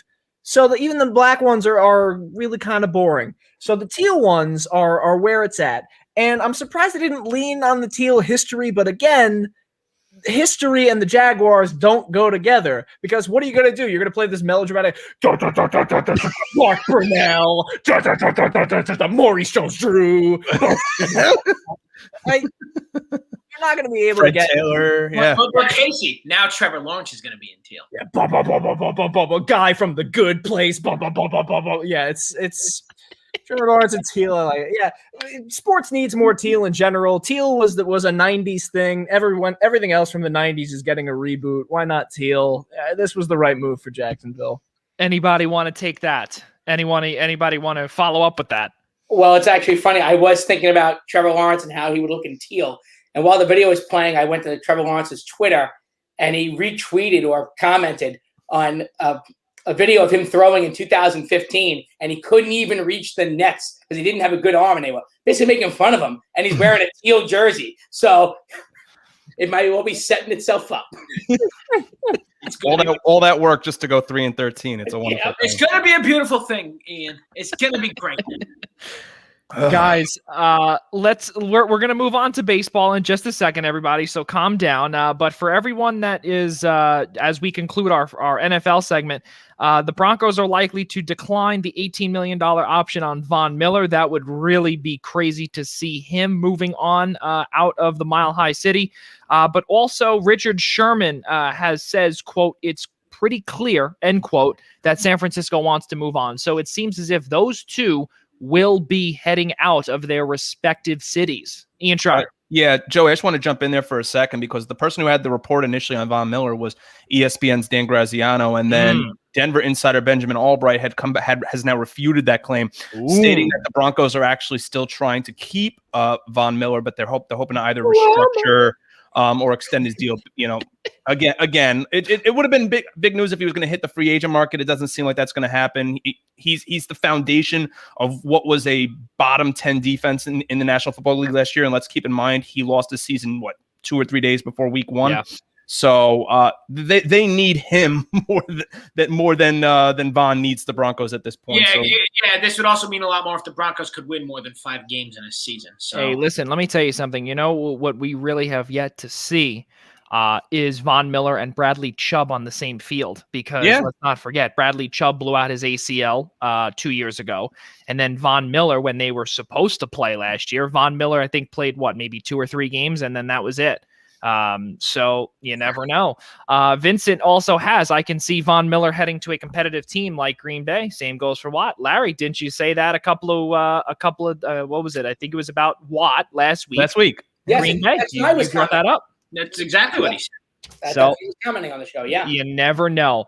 Guys, let's conclude football with this. I want to just go back to what Vincent had brought up earlier. I know we're basically spotlighting him the whole way, and we can't thank you enough, but I just want to bring up this one comment and answer that question for you. I'm stunned Alshon Jeffrey is still on their roster, the Eagles, that is.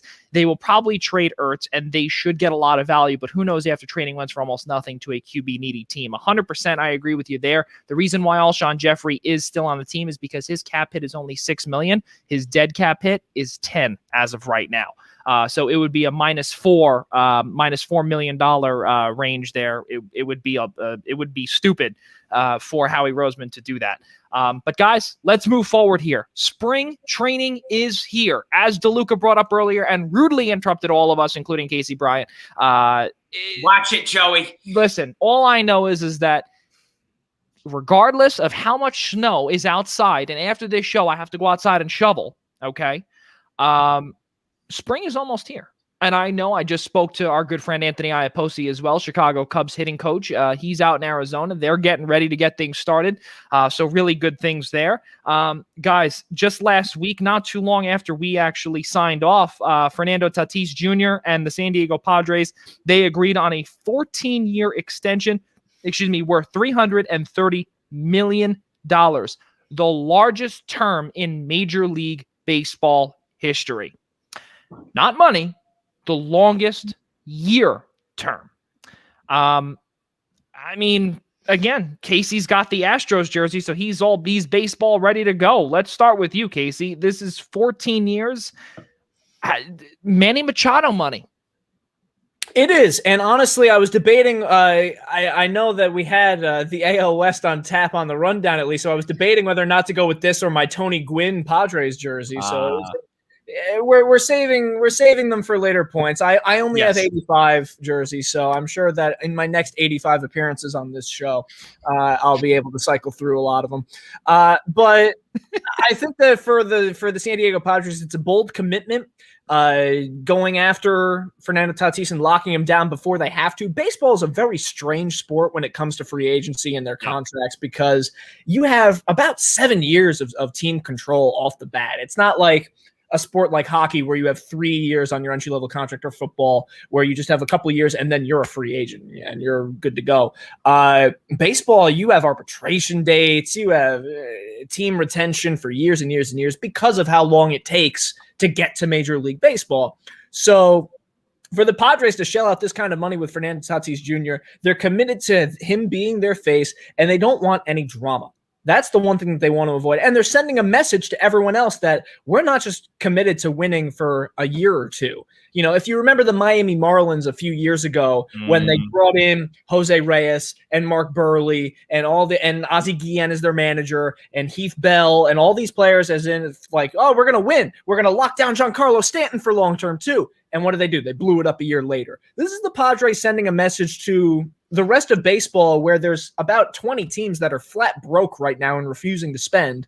They're sending a message that we're not just here to win 2021. We're here to win 2025, 2028. We're going to be a perennial contender, and we're not going to blow it up like a team like Miami, which is a great step forward for the Padres franchise, which has been biding their time and lying in the weeds in kind of mediocrity for a long time. Mm-hmm.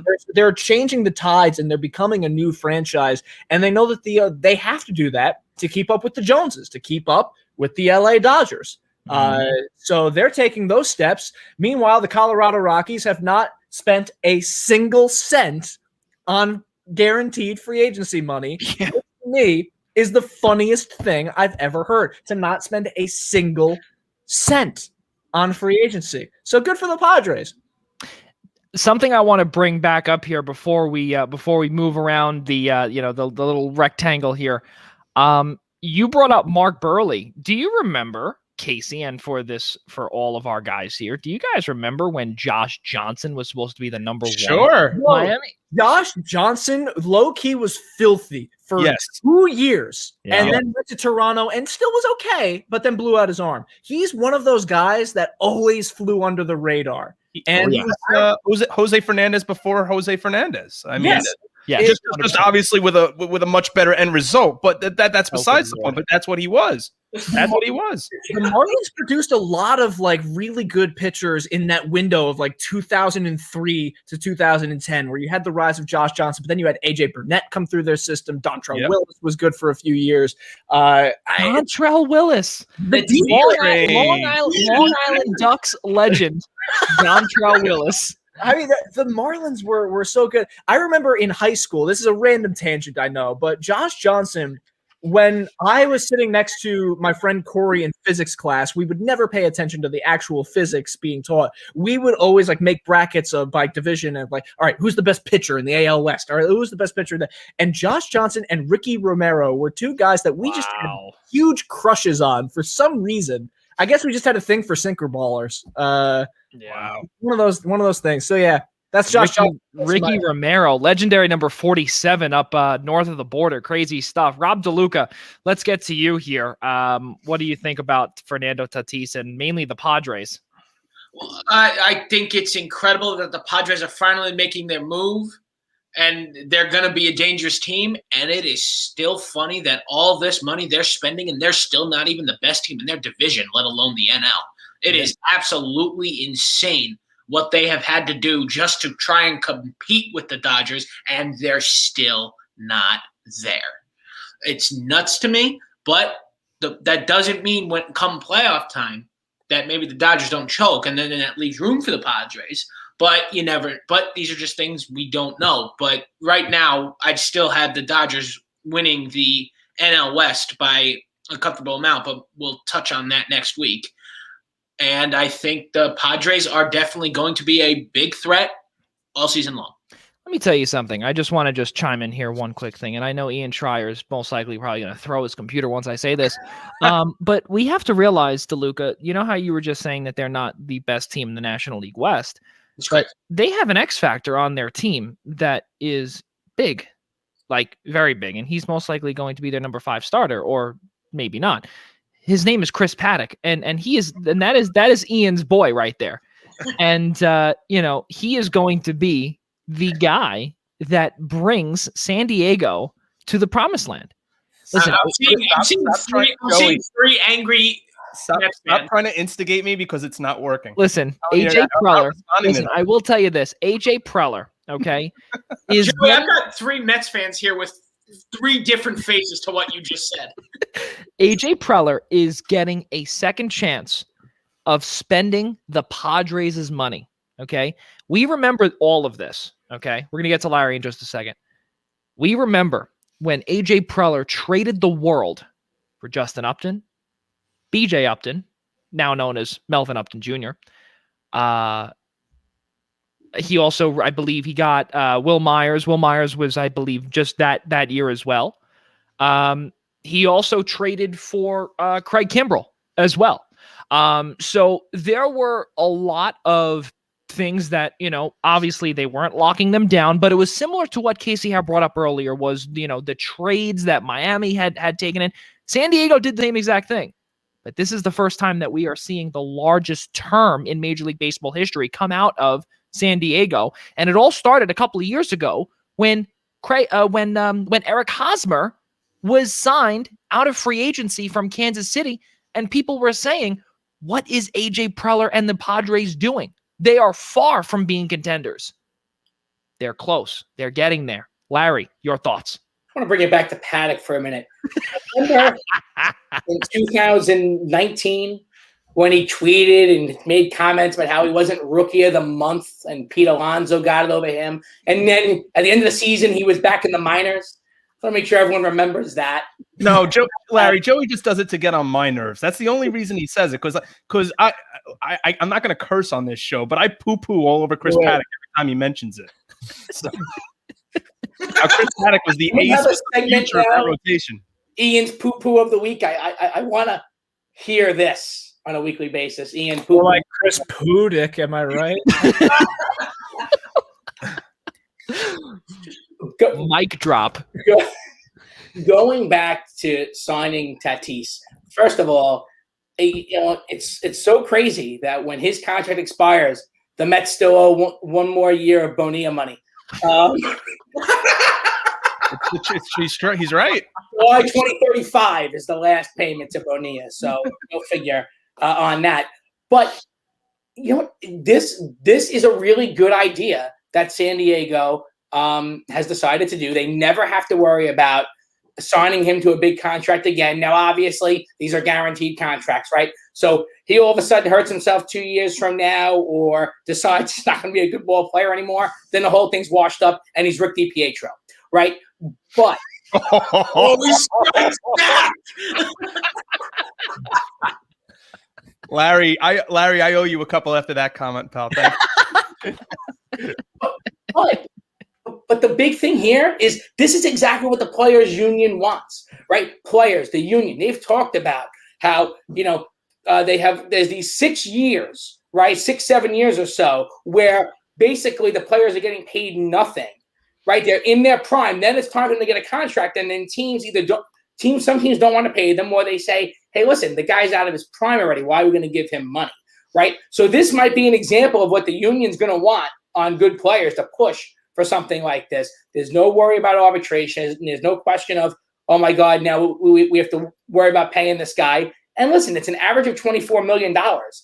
Come the 2028 season, the 2030 season, will that be a lot of money in comparison to other contracts? Look at how much Bauer got, this year. So it might be worth it. That's true. These contracts are starting to look a lot like the early 2010s NHL contracts when the Devils were handing out like 17 years to Ilya Kovalchuk. You understand I'm going to be 40 when Tatis Jr.'s contract is up? I look like I'm 16. And I'm maybe by that point I'll look 20. How old we are. Yeah. It's really crazy to see that not only we've gone through 10 years already of Albert Pujols' contract. Do you guys remember that? We were what? 16 years old? Something like that. Yeah. Okay. I know Rob DeLuca and myself, 16 years old at the time. We're about to be 26 years old, and that contract is about to conclude after this year. Longest contract ever given out was, at the time, Albert Pujols. And then you had Bryce Harper. And then you had Manny Machado. In there you had Mike Trout, obviously. And now you have Fernando Tatis. Really crazy stuff to see these mega contracts. Right? Isn't Stanton's contract? That's true. That's true. Yes. Yep. Forgot about Stanton's contract as well. Forget about Stanton. So yeah, right. Last year in the 2020 shortened season, he hit 260. He had a 266 batting average, 571 slugging percentage, 937 OPS, 17 home runs, 45 RBIs in a shortened 2020 season. DeLuca Vincent agrees with you.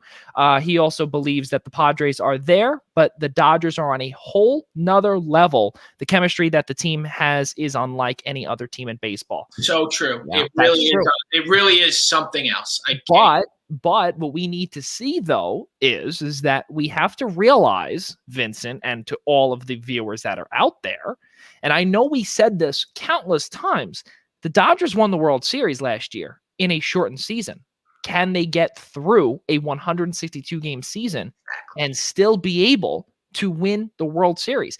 Can Clayton Kershaw's back hold up 7 months? I don't know. We'll have to find out.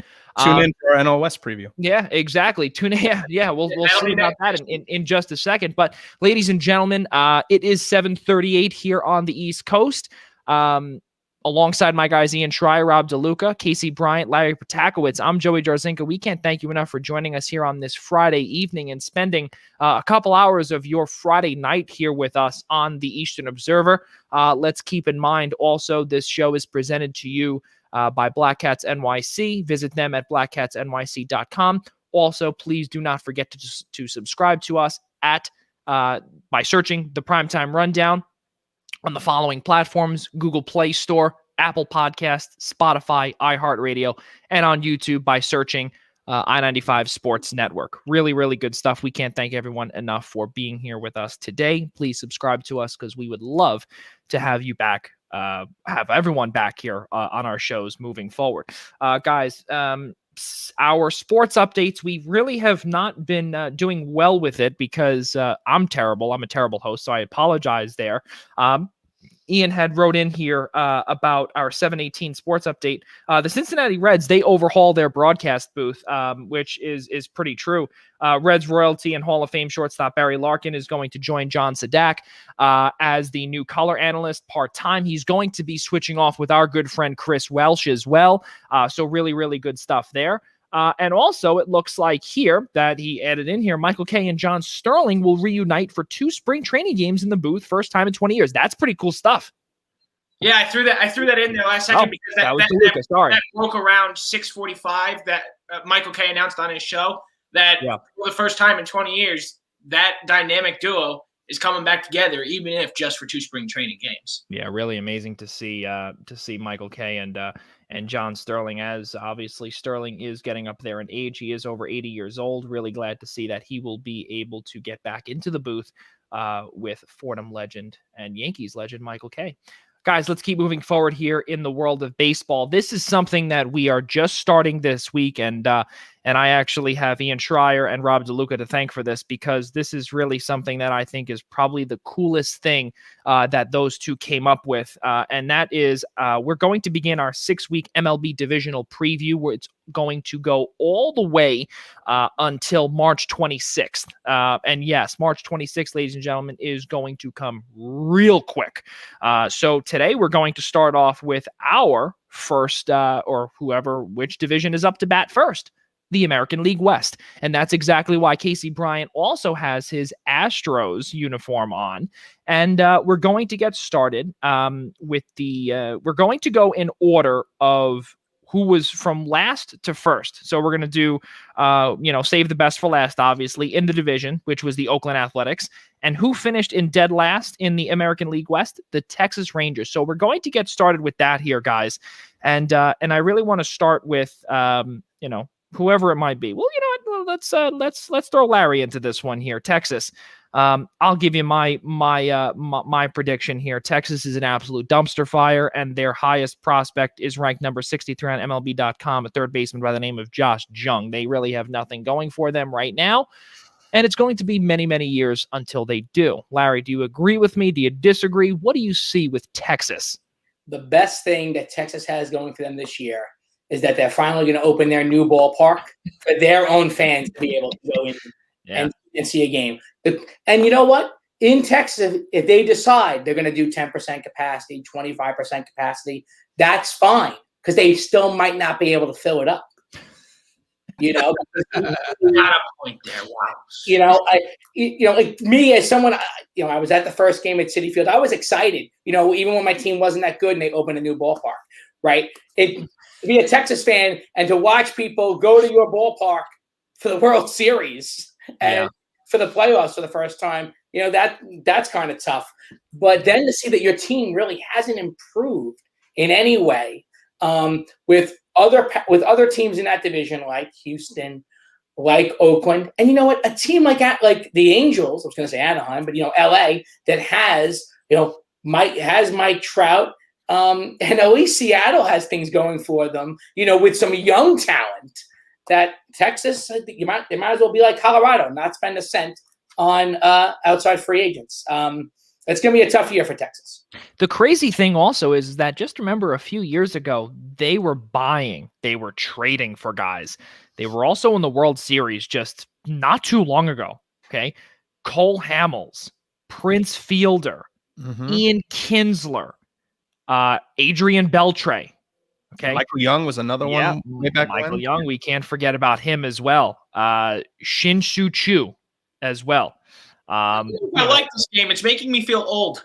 Yeah. Guys that are all out of baseball at this point, like Prince Fielder and Ian Kinsler. Nelly Cruz was on those World Series teams. That's true. They're still going strong. So that's true. That's true. Nelly Cruz, shout out. Well, let's not forget also, how about CJ Wilson or Martin Perez, who is now on the Red Sox right now. But yeah, no, Texas, guys, has nothing really going for them. Anyone want to chip in here? Someone take it away. Well, I think that you're ignoring their big acquisition today. I think that you're kind of glossing over the fact that they brought in their new ace. They dealt Lance Lynn. I get it. Rangers are upset. I lost Todd Frazier. He signed a minor league deal with the Pirates. I get it. You're looking for a new name. You're looking for someone to lead the franchise. I got someone for you. How about Tyson Ross, baby? 44 career wins. Don't ask me about the career losses. That's not important. What's good attitude? Tyson Ross. He's a winner because he's won games. Yes. That makes He has confirmed wins. He was an all-star back in 2014, but he was an all-star. So now the Rangers added an all-star pitcher. Texas Rangers to the moon, baby. I'll add on to Casey's point about Texas. Yeah, they traded Lance Lynn. They also swapped Chris Davis, got Chris Davis and sent Elvis Andrews over to Oakland. That rotation's an absolute mess. Like names like Jordan Lyles and Dane Dunning, like reclamation projects. And at this point, I mean, the only couple of bats you really see in that lineup are guys that are consistent with their home run and RBI numbers, and that's Joey Gallo and Ronette Odor. But the problem is they give you home runs and RBIs, but they give you nothing in terms of average, and they give you high strikeout numbers. It's a team that Davis will fit in great there. Yeah, I mean, it's a team that's going to finish in last place again. There's really not a lot of bright spots about Texas. Anyone want to add to that? DeLuca, do you want to finish that off? Yeah, sure. I'll be brief. These guys are all correct. Texas is not going to be a good team by any stretch of the word, and they're very far away from ever being good again. It's going to be a very, very brutal time to be a Texas Rangers fan. But as Larry said, at least they got the new stadium. They can see all the gizmos and gadgets that they got going on. So maybe it'll at least be a cool experience when they go see the Rangers lose 12-3. Again, as we brought up too, the thing that really bugs me and the thing that really scares me as well is the farm system that's in Texas as well. They've been pretty porous for the better part of 4 years now. And you would figure that following those 4 years that they would be selling off certain assets, but they have not really been selling off these assets because they've let them walk in free agency. And to see that you have the number 63 ranked prospect as the highest prospect in your system, not only is this team doomed for the short term, this team might be doomed for the I would say in between short and long. So like right in the middle. That's not good. You would figure that after losing for so many years, this team could maybe accrue some prospects. And they can't right now. Ronette Odor used to be the second baseman when Adrian Beltre was, still playing. He's now at the hot corner. How's he going to do with it? No Elvis Andrews there to protect him just in case. Guys, let's move on to Seattle because Seattle actually, I can't believe it. I personally believe that they're going to be better than Texas. James Paxton is back. D. Gordon signed a minor league deal in Cincinnati. And Jared Kelenic should be ready to go. Ian Schraier, I want to start with you because Jared Kelenic was a part of that Robinson Cano deal heading back the other way. And I remember that Mets fans were crying big time. So I want to hear some Mets fans here saying or seeing that Kelenic is going to be playing this year and most likely will be in a starting role at some point this year with a decent, on paper, roster. The Seattle Mariners, to me, feel like they've been in a rebuild for what feels like 2 decades at this point. I know their general manager, Jerry DiPoto, former Mets pitcher, by the way, said that there was really a big step back in development last year in the shortened 2020 season. So more than likely, we're going to see more of the same. I got the Mariners finishing in 4th place. I think they're going to show some improvement. I think a lot for the Mariners in terms of looking forward to the future is contingent once Jared Kelenic gets the promotion to the majors. The word is he's probably not going to start with the team on opening day, but maybe we'll see him by May 1 at that point. I mean, they're still waiting on some rising arms. An old Met, Justin Dunn, a former Yankee, Justice Sheffield. Yusei Kikuchi has not panned out in his first few years with the Mariners at all. I think having a veteran pitcher like James Paxton is going to help. But again, they're just waiting on these young arms to finally find form. They haven't done it yet. And then on the other side with the bat, there isn't a lot to look forward to with that lineup. I mean, Kyle Seager has really been the mainstay of that lineup. He's been the most productive hitter in that lineup. He's really the all-time Mariner at this point of the 2010s. He's a free agent at the end of the year. Rumors are he's probably not going to stay. He's probably a trade deadline candidate at this point. And Mitch Haniger, who's a solid outfield piece, can never stay healthy. So, again, they're still in rebuild form. Hopefully, at some point, the Mariners can figure out a way to turn around. They couldn't even figure out how to turn around when Felix Hernandez was there. So, I'm just hoping for the Mariners that the better days are coming. But I mean, I think they'll win. I think they'll surprise some people, but it's not going to be a great year for the M's in 2021. Who's taking the next one? Ian, let me piggyback off this one real quick. I think Ian's right here. They're definitely I also got them in fourth place. This is definitely not their time, but I do agree with that last point there.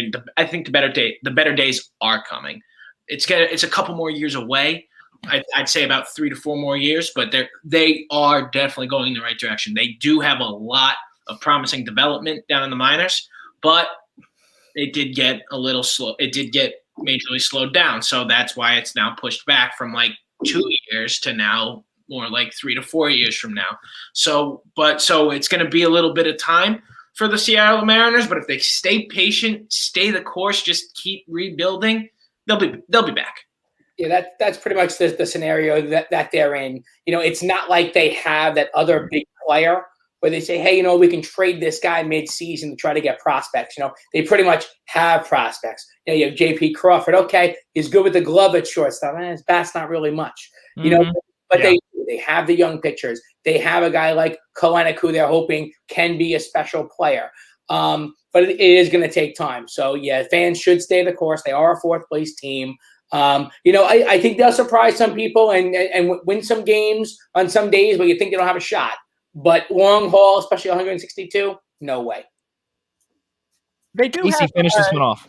Sure, they do have at least Kyle Lewis, who's an exciting player to watch. He's a young outfielder, reigning rookie of the year. So I do think that he at least provides a little bit of personality to an otherwise pretty banal team. Adding Jamie Paxton helps. Adding Ken Giles, as they did today, helps. They also brought in Rafael Montero, who is a Mets legend. The guy who's always just, one more stint in the minors, he'll be fine, and then he'll come back better than ever. Actually was converted into a reliever and wasn't terrible in Texas. Yeah. Showed some improvement. So if utilized in the correct scenarios, could be useful for Seattle. So you do have. Remember, he wasn't good enough at Texas to keep him. Right. Well, yes. But he's worth giving a chance to, at least. The Mariners are all about trying to get enough guys to get people in the ballpark without actually being a good franchise, which is why they're going to rely so heavily on Dunn, Kelnick, and Sheffield when they do come up, because they better hope that that's Edgar Martinez, Ken Griffey, and Randy Johnston coming through those doors, because otherwise they're in trouble. The greatest thing to happen in the last, I'll say 20 years since the 116 win season, best thing that happened to the Mariners has been King Felix's no-hitter in 2012, John Boyce's documentary that won the award last year for SB Nation, and that's kind of it. So for the Mariners, it's all about looking ahead. They will be interesting, but not good. Ichiro. It's a sad story. It's a sad story with Ichiro. Do we gotta bring it up? Ichiro is a Shakespearean tragedy and same with Felix Hernandez of just wasted potential. Listen, Casey, what did we say a couple of weeks ago? I think you were on the show too. New Baltimore Orioles ace, Felix Hernandez. Okay. You're right. Let's not forget that, okay? I'm pretty sure that was last week. Was that last week? Yeah, I'm completely off. Guys, let's keep moving forward here with our teams within the AL West. The next team that finished right in the middle of the pack was the Los Angeles Angels of Anaheim. Again, this is a team that has one giant question mark on it. And I think also that you look at their on paper, they still have a ton more work to do, but you have to give credit where credit is due. And I got to tell you, I will start this one off here because I have criticized Art Moreno, their owner, okay, a lot. And the reason why is because I have a personal relationship with many of Major League Baseball scouts, okay? And to see him fire essentially his entire scouting department not only felt like it was a stab in the heart of me, but also a stab in the heart of fellow connections that I've made over the years. Their jobs are no longer there. Okay. That was the pandemic. I digress. But what they've done in terms of opening their piggy bank is pretty good. Okay. You finally have, I would say, and please, for those that are out there listening, tell me if I'm wrong. This is the most complete team that Mike Trout has been on. Can I tell you that you're wrong already? You sure can. And I will tell you right now. That is no. Hold on. First, let me still start. finishing. I'm Hold on. going to send it back to you first. That's fine. Tell me why you think this is the most complete team in Mike Trout's career. Well, let me tell you something. I actually didn't even finish. So let me finish first, and then I'll answer your question. Okay. So, Go ahead. Jose Quintana is now their number one. Okay. You have now new or former Baltimore Orioles ace, Alex Cobb. Okay. Who won 2 games, if I'm not mistaken, Casey. Thank you. And Casey. lost, I think, 21 or 22? I love the recurring trend now of Baltimore Orioles ace, because we're eventually going to work it back to like former Baltimore Orioles ace Daniel Cabrera, and it's going to be the best recurring segment. Well, let me tell you something. You can thank your good friend Rob DeLuca for coming up with these with the aces and the legends, because if it wasn't for him, him calling those out. Kurt Suzuki, you're going to have recurring We're going to have the joke of Baltimore Orioles ace Chris Tillman and Baltimore Orioles ace Daniel Cabrera and Baltimore Orioles ace Eric Bedard. Like I'm good to keep this going. Their new closer, Raisel Iglesias. Alex Cobb, we'll see if he can rejuvenate his career. Jose Iglesias is also there as well. We all know about the Andrelton Simmons issues during the offseason, where there were times he was contemplating suicide, where he was debating on ending his life because of the pandemic. But I personally believe that we're starting to see, in terms of a most complete team, this is it. Mike Trout has not been to the playoffs, if I'm not mistaken. Once. No, you got to let me finish my sentence, everybody. One time he was in the playoffs. One time. Here, this is the best that they're going to get. Last year, when you had Andrew Heaney and Dylan Bundy as your 1 and 2, at least you could put in someone. I don't want to call Jose Quintana a guy that would, make or break the team, but you could have a decent Andrew Heaney as your number 3. You can finally get some wins. Anthony Rendon is now there. You now have proven bats in the lineup. Ian, tell me why you think I'm wrong. Let's hear this. Well, because the 3 of the proven bats that are supposed to help stretch your lineup, that are probably batting 6th, 7th, and 8th in that lineup, are all 35 at this point or older. Albert Pujols, Justin Upton. Albert Pujols is not batting 6th, 7th, or 8th. He is not doing that. No, either way. And Dexter Fowler. Okay.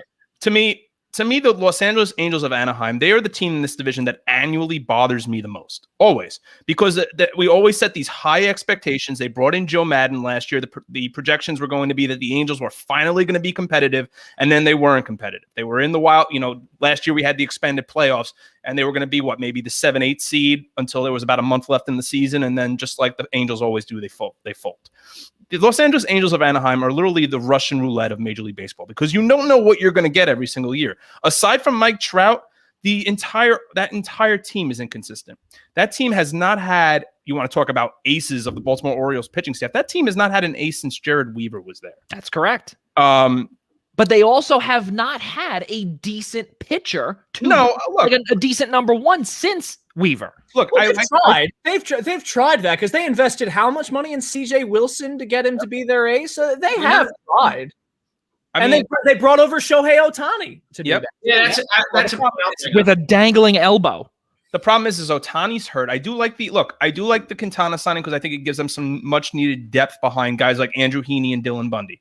I do like the Raisel Iglesias move, because I think they're going to be a 500-ish team. So it's nice to no longer say we're going to count on Hanso Robles to be shutting down games for the Angels. So I think that's big. But the fact that you're still going to be depending on guys like Pujols, Justin Upton, and Dexter Fowler to be driving in runs at the tail ends of their careers.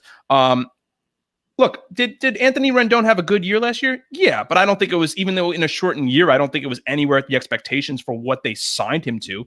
And then Ohtani's always hurt. So for me, the Angels are always that middle of the pack team. They always miss the playoffs by a couple games. I think if things fall right for them, I think the Angels, I definitely don't want to say that they're a complete team yet because I don't think they're there, but I think they're competitive enough to at least be in that wild card conversation with maybe the White Sox, the Blue Jays. I don't think they'll get to the playoffs, but I think they can at least be competitive enough within a very weak division to at least make themselves known throughout baseball this year. Yeah, there's no doubt about that. And just for those folks that are out there listening, I never said also that this team was good enough to win the division or anything along those lines. This is the only thing that I've said is that this is one of the, if not the most complete team that Mike Trout has been on in Los Angeles. I get what you're saying, Joey. You definitely say what it comes down to is that, yes, they're, regardless of them bringing in guys that are 35 plus, they are still trying. And for once, at least, and as Casey brought up, yes, since that CJ Wilson disaster blew up in their face, who really have they relied on? Shohei Ohtani and his dangling elbow? Listen, he is the first player since Babe Ruth to be able to play the outfield or any position, and also being a pitcher. So what are we going to rely on him for? Are we going to rely on him for, as a pitcher? If you look at the rotation right now, Dylan Bundy, who another Baltimore Orioles legend, by the way, Casey, Dylan Bundy, Andrew Heaney, Jose Quintana, Shohei Ohtani, and Alex Cobb. I don't know, maybe like in 2014 that was great. But again, this is a very low risk, high risk, high reward roster. I mean, like I said, I personally believe, and I agree with Ian here, they are going to be middle of the pack. They're not going to do whatever they're supposed to do, but this is, in terms of on paper, the most complete team that I think that Mike Trout has been on, excluding that one playoff appearance that they made it to. Guys, let's keep moving forward here. Who was next on the Angels chart? Anyone? I'll piggyback off you there, Joey. I mean, look, you're not wrong. This is definitely one of the most complete teams for Mike Trout. Not that that's saying much. It's not. Exactly, because he hasn't been there in 8 years. This team is going to finish in third place. For sure. Not a question. They might have a winning record, but I don't know if they'll make – I don't think they're going to make the playoff. But, yeah, my one curious point, you kind of touched on it there a little bit, Joey, is the move of Alex Cobb.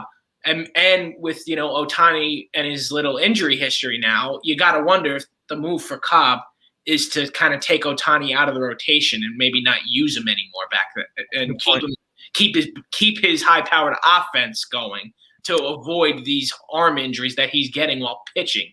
So I think that could be a reason they went for Cobb. We'll see if I'm right. But right now the depth chart has Cobb as like your rotational sixth man, but we'll see if I'm right. I think that's where I would. At least that's what I would do. Who's next? Is it me? I think. Sure, Larry. Go ahead. All right. Well, I personally feel bad for Mike Trout because he is the game's best player, right? Baseball wants him to be the face of the league. He's done all the right things. He signed the long-term contract. I mean, it sucks he's an Eagles fan, but but besides that, they were trying to build a team and they took a shot with CJ Wilson, and other guys a few years ago, and it didn't work out.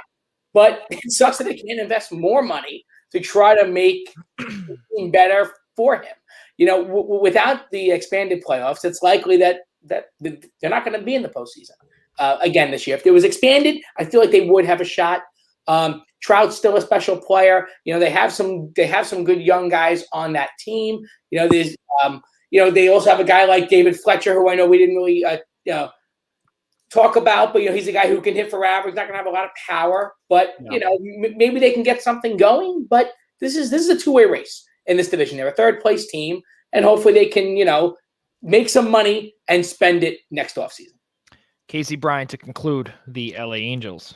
The one other thing that I was considering is that the Angels have needed an ace, and I think at this point they've tried to get the ace, as mentioned before with CJ and with Shohei, but they also have gone after some other guys and swung and missed in free agency. They went after Garrett Cole, and Garrett Cole laughed in their face. They went after Trevor Bauer, and Trevor Bauer went so far as to keep them in the final 3 before settling on the Dodgers. Because he wanted to win a ball game once in a while. So I think that they have tried to get the pitcher, and the pitchers are recognizing that this is a pitching barren team, and no one wants to go to. They see what's happening to Mike Trout's career, and it's withering away. Ian called them the Russian roulette of baseball. Are you guys familiar with the movie Money Plane? No. Well, Money Plane is an Oscar-eligible film. Which it stars Edge, the wrestler, and Kelsey Grammer of Frasier fame. Cinematic masterpiece. And the story is that Edge and his crew of grifters go up to the Money Plane to try and rob the house. It's a casino on a plane. Now you might be thinking to yourself, that's a terrible idea for a casino. You're right. But there's a scene where Matthew Lawrence, brother of Joey Lawrence, the dude from Boy Meets World and Blossom, that 90s legend, Matthew Lawrence, plays Russian roulette and blows his brains out. He goes, I can't lose! And then he puts the gun in his mouth and he swallows a bullet. That's the Anaheim Angels in a nutshell, proudly proclaiming that there's no way that they can waste another year of Mike Trout's prime before not only blowing their brains out, but blowing their brains out in Money Plane. I was thinking when you were that's quite an analogy. Wow. When you said robbing, when you said that, I immediately I was going back in history and I was thinking like DB Cooper. I was thinking like something along those lines, like a air heist or something along those lines. But oh no, this is so much worse. This is so much worse. I thought you said it wrong. I meant Money Train with Wesley Snipes. That's a good one. Oh, no. This is a different kind of... See, Money Train makes sense because trains generally are flat and, there's not a whole lot of turbulence and people can play cards like that scene in The Sting where they're playing the cards on the train. Great scene. Casinos in the air don't make any sense whatsoever, which is why it's a hilarious movie. Highly recommend. It's on Amazon Prime. All right. The Houston Astros. No George Springer. George Springer is now north of the border. He spurned the New York Mets, and he went north. And their infield is still intact. Their garbage cans are still intact as well. Our guy Joe Espada is there, still bench coach behind our good friend Dusty Baker, Big Dusty. And now you've got a big hole in the lineup, and more specifically in the leadoff spot. Ian Schraier, let's start with you here. Houston Astros, where do they go now post George Springer era? Astros are a very interesting team, and I actually have them winning the American League West this year. And that's only because, garbage pails be damned. I think that when you look at who the A's lost in terms of losing a Liam Hendricks and trying to, still patchwork that lineup together with Matt Chapman and Matt Olson and Marcana. I know we're going to get to the A's in a second. The momentum that we saw the Astros build in the postseason, to me, gives them the slight edge over the A's as we head into a full 162-game season. We're not in a sprint; it's a marathon. We're going to play 162 full games, and for me, that gives the Astros the edge. The two keys for me for Houston winning that division is Yordan Alvarez and Zach Greinke. Alvarez is key just because they lost Springer, and last year he only played in 2 games before he got hurt and then lost the rest of the season. So he is a impact bat that can hit for power, that can drive runs in. So they're going to need him to produce almost at the same level that George Springer was producing in terms of getting on base. But in this case, Altuve and Correa are kind of more going to set the table, and Alvarez is going to be more the player and Brantley are going to be more the players that need to drive him in. On the rotation side, you saw a lot of positives that came out of their rotation with guys like Jose Urquidy and Framber Valdez. But this is a rotation that after Zach Greinke, and Greinke, I believe, is 37 years old now. The only returning pitcher from their World Series winning years is Lance McCullers. Obviously, Garrett Cole not there anymore. They've gotten very thin in the rotation. And I think if those young players can build off a very strong postseason, and Greinke can kind of, again, set the table for Houston. I think I definitely give their rotation the edge at this point over Oakland's as well. So that's why I have Houston winning the West this year. Larry Protakowicz. Hey, listen, the rotation is good. They still have some good guys in their lineup. There's Altuve and Bregman.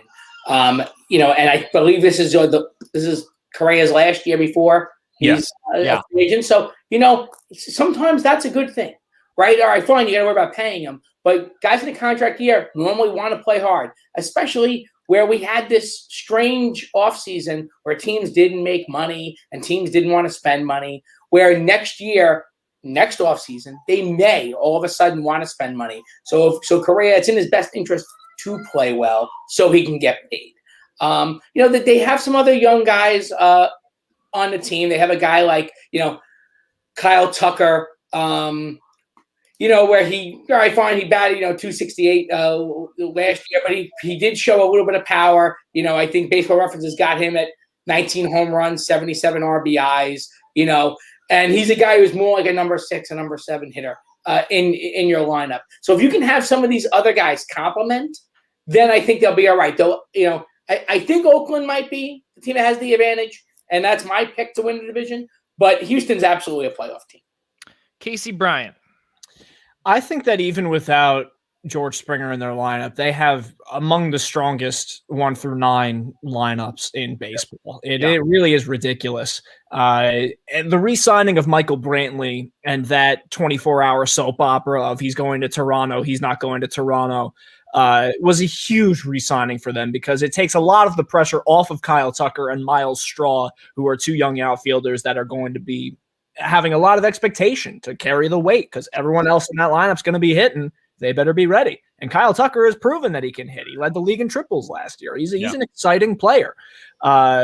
So the rotation will sort itself out because the bullpen is also still strong. You do have Joe Smith in there, New York Mets legend, holding down the 8th inning.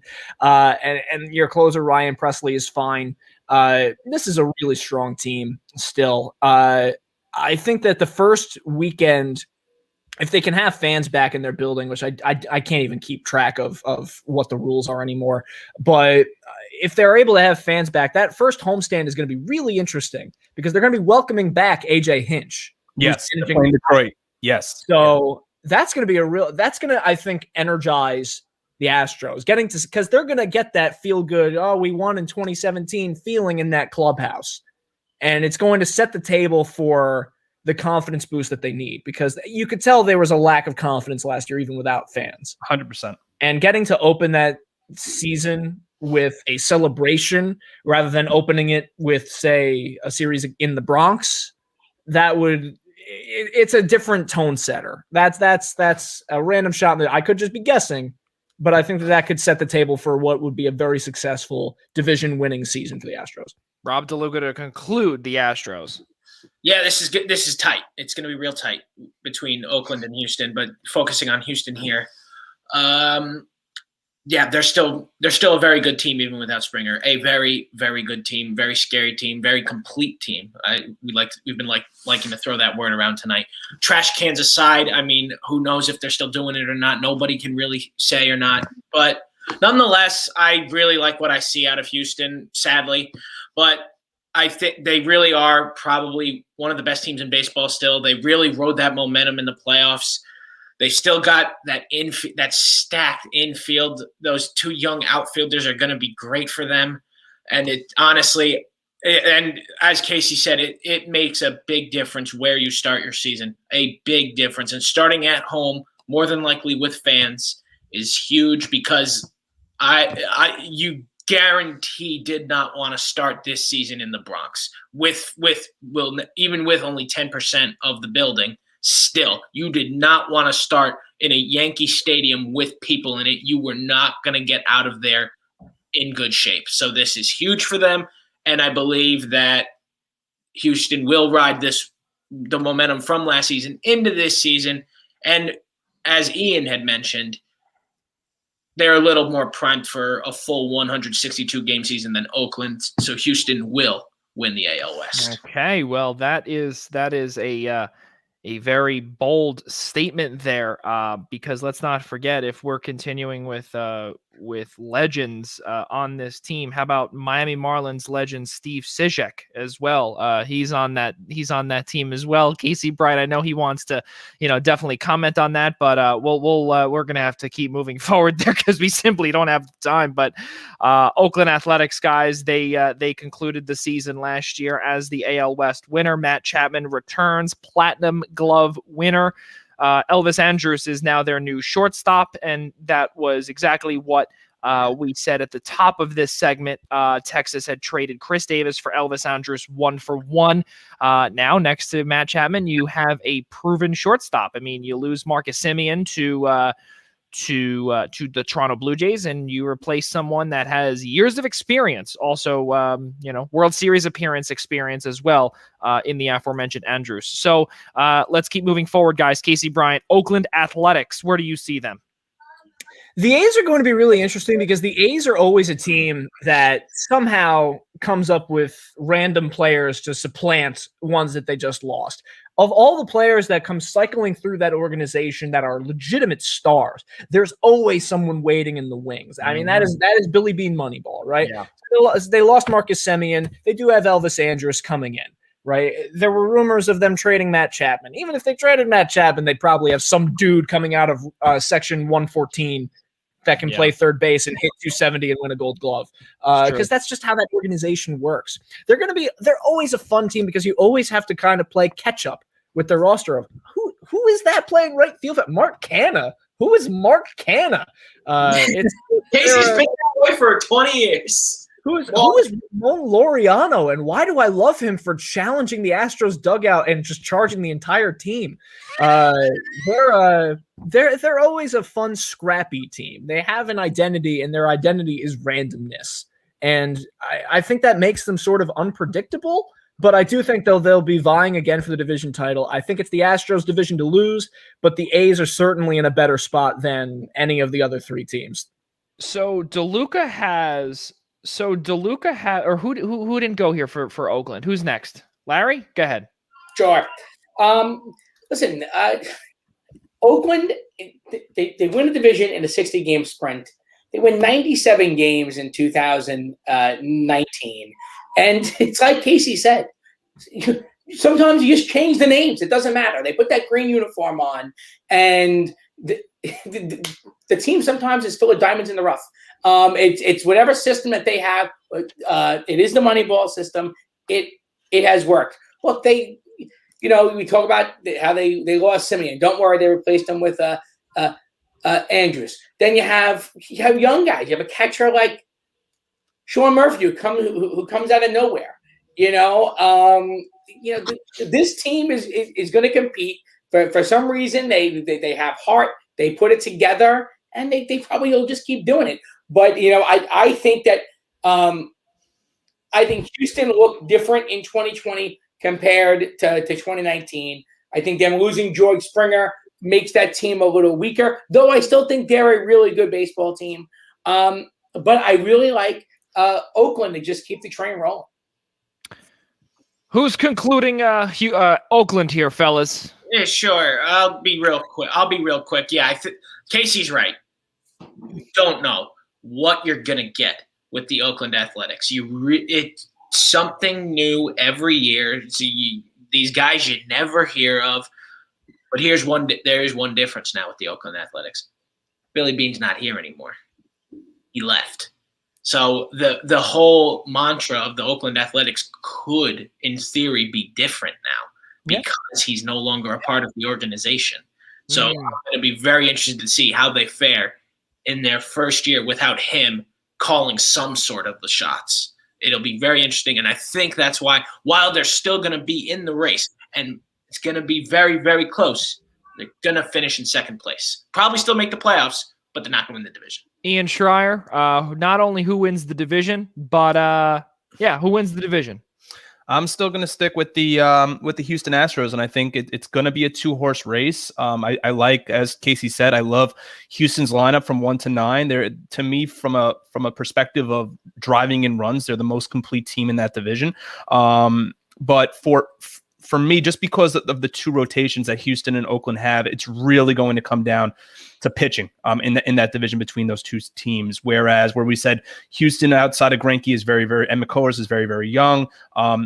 You have a little bit of inconsistency with Oakland's rotation in terms of year to year. They're all different. You got pitchers like Chris Bassett and Seth Manaea that really need to find some sort of consistency in terms of their form.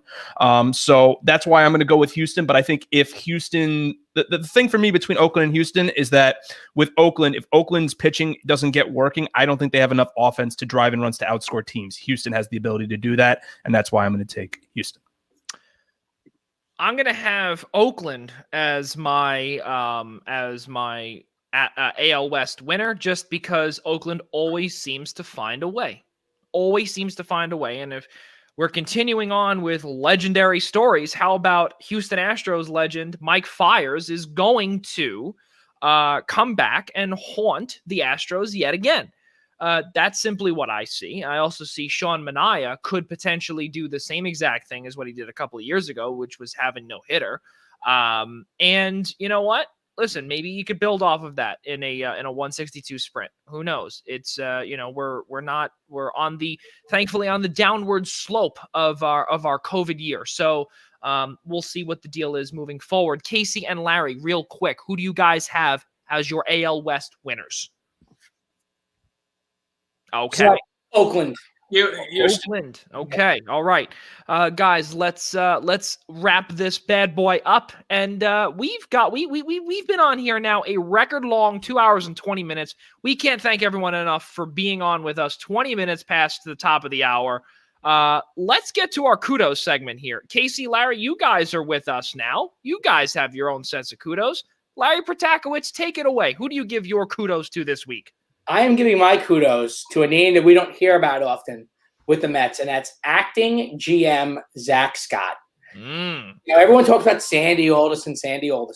Zach Scott finished second for being GM, became the assistant GM. We all know what happened, and now he's the acting GM.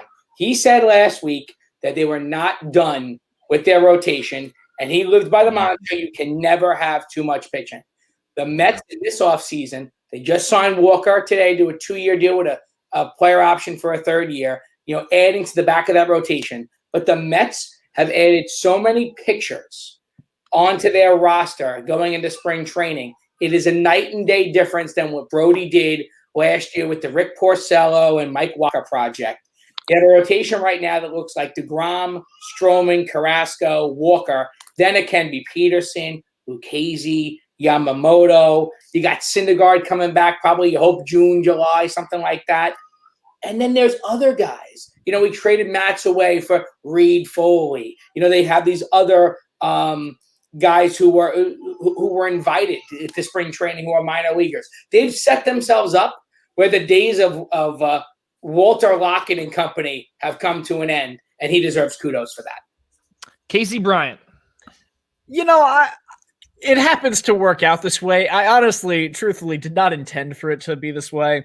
But I want to give my kudos to a tandem of Steve Dangle and Edge.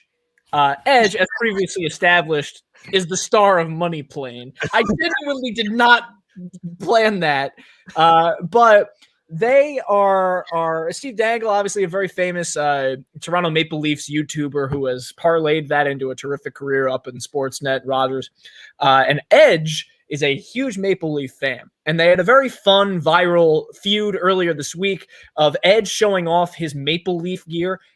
He's got like 7 different Martin Brodeur game used signed masks. Like, it's insane. Edge is used to be a diehard Devils fan.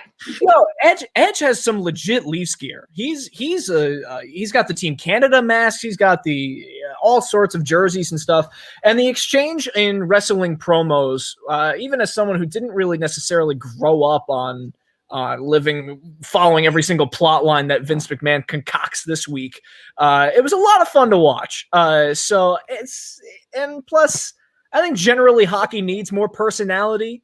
So for it to come from Edge, I think that's to come from someone like an A-list star from Money Plane. I mean, that says all you need to know. Who says the NHL can't get the big names, right? Ian Schraier. I don't have a particular kudos for an individual, but kudos to the Mets on the Tim Tebow experiment finally ending.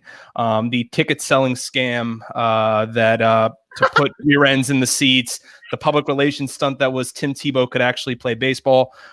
Look, it's just another box to check in the hard legacy of the Wilpon family. But I was going to say credit to the Mets, at least on the Taijuan Walker signing today, which was really crucial for that rotation to at least stretch it out a little bit, because they were definitely a little weak in that 4-5 area until Syndergaard came back. But yeah, that's my kudos. Thankfully, the Tim Tebow days in Mets spring training are now over. Rob DeLuca. I'll throw my kudos to my boys in Newark, the New Jersey Devils. I mean, they had a real rough time with COVID-19. The entire team essentially tested positive, and they were out for 16 days. It was completely rough. We really didn't know what was going to happen for the rest of this season, and they come back after 16 days, decisively defeat the New York Rangers. Come back last night, defeat the Boston Bruins 3-2. A phenomenal effort. This team, you wouldn't even think they all had COVID and more, but they are playing like they were just off for 16 days, and they're happy to be back, and they're hungry, and it's great to see. Mackenzie Blackwood is finally starting to get some respect on his name with the guys like Carter Hart and Igor Shesterkin. It's about time he gets his name with those guys too, because he is in the talent level of those guys. So I actually have two kudos now, and the reason why I have two kudos is because of a Trevor Bauer tweet that actually just came up about 14 minutes ago in response to Noah Syndergaard. We'll get to that in just a moment. If anyone wants to pull that up, we can't pull it up on the screen though, but please take a peek at it now. So my kudos goes to the National Hockey League, because I'm sure that everyone has seen what tomorrow is going to look like. The outdoor game at Lake Tahoe is probably the coolest outdoor game that we are going to ever see. Okay. Seeing these pictures and these visuals is probably the coolest thing. Okay. This to me is almost like backyard baseball, but like backyard hockey. Right.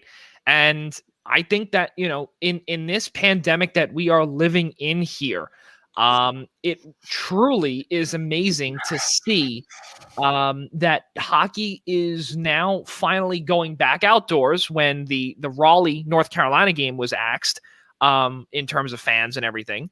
But now we're going to have two games there. Our good friend Dennis Bernstein will be there as well, covering for the fourth period. Really cool stuff. But like I said, the National Hockey League, they need some positivity moving forward. So really good thing tomorrow, starting, I believe, at 2 or 3 o'clock NBC, is Colorado, Vegas, and Sunday is Philadelphia and Boston. That is part 1 of 2. Now that everyone has seen the tweet or the little exchange between Noah Syndergaard and Trevor Bauer, Noah Syndergaard posted a picture of him throwing nothing but smiles for spring training. Him and Robert Gazelman were throwing, and that was his thing.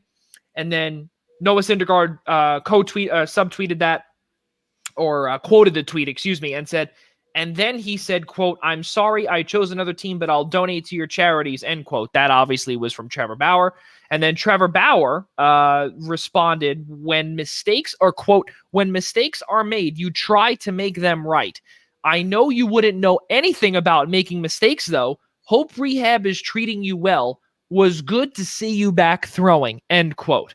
So who knows? Maybe in June or July when Noah Syndergaard comes back, and it could be the Trevor Bauer, Noah Syndergaard thing. If I don't know when the Mets play the Dodgers, but that would be a fun sight to see. I saw Ian Schraier kind of chuckle a little bit of that because, of course. Well, Trevor Bauer also retweeted some improper comments by Noah Syndergaard. So Mets gonna Mets again. Because Trevor has such a spotless reaction. Yeah, I know. A spotless record of interacting with fans. Jesus Lord. Ladies and gentlemen, we can't thank you all enough for coming on here and being with us here this Friday night. Again, you're staying almost a half hour after with us. Let's not forget the Primetime Rundown. Please do not forget to subscribe to us on the Google Play Store, Apple Podcast, Spotify, iHeartRadio, and even watch us on YouTube. Search I-95 Sports Network and find us at the Primetime Rundown. Please do not forget that. Also, tomorrow we continue our partnership with the New York Professional Scouts Association and the Eastern Observer as I try and figure out who Bill Teed used to be. Bill Teed is a listen. I couldn't figure him out from whatever. All I know is that Dick Teed, old friend of a whole bunch of our scouts, that this is his brother. So Bill Teed, former Phillies, Giants, and Orioles legendary scout. He was the one to sign Mike Remlinger. Let's not forget, tomorrow morning, 11 a.m. Eastern time, right here on the Eastern Observer. Really, really cool stuff. As always, episode 44 comes your way tomorrow morning. Also, starting Monday, every Monday, Tuesday, Wednesday, and Thursday, Ryan Joy from Minutes to Bell Time takes you through the daily wrestling news show and all of the wrestling events that happened the night before. Join him every single morning, Monday through Thursday, starting at 10 a.m. right here on the Eastern Observer. Also, let's not forget, we actually, of course, I forgot the graphic again for the Essential Wrestling Podcast, but every Tuesday night, episode number 42 of the Essential Wrestling Podcast will return starting at 6 p.m. right here on the Eastern Observer. Join our guys, Ryan Joy, Al Carl, John DeCani, John Smith, Gary Mehefe, and Tyler Adele as they take you through the world of wrestling, presented to you by Pro Wrestling Pick'em. That all begins right here on the Eastern Observer starting at 6 p.m. Ladies and gentlemen, one final time for my guys, Ian Schraier, Rob DeLuca, and our fantastic guests, Casey Bryant, Larry Protakowitz. I'm Joey Jarzynka. For all of us at the Blackjack Media Group, we'll see you next time.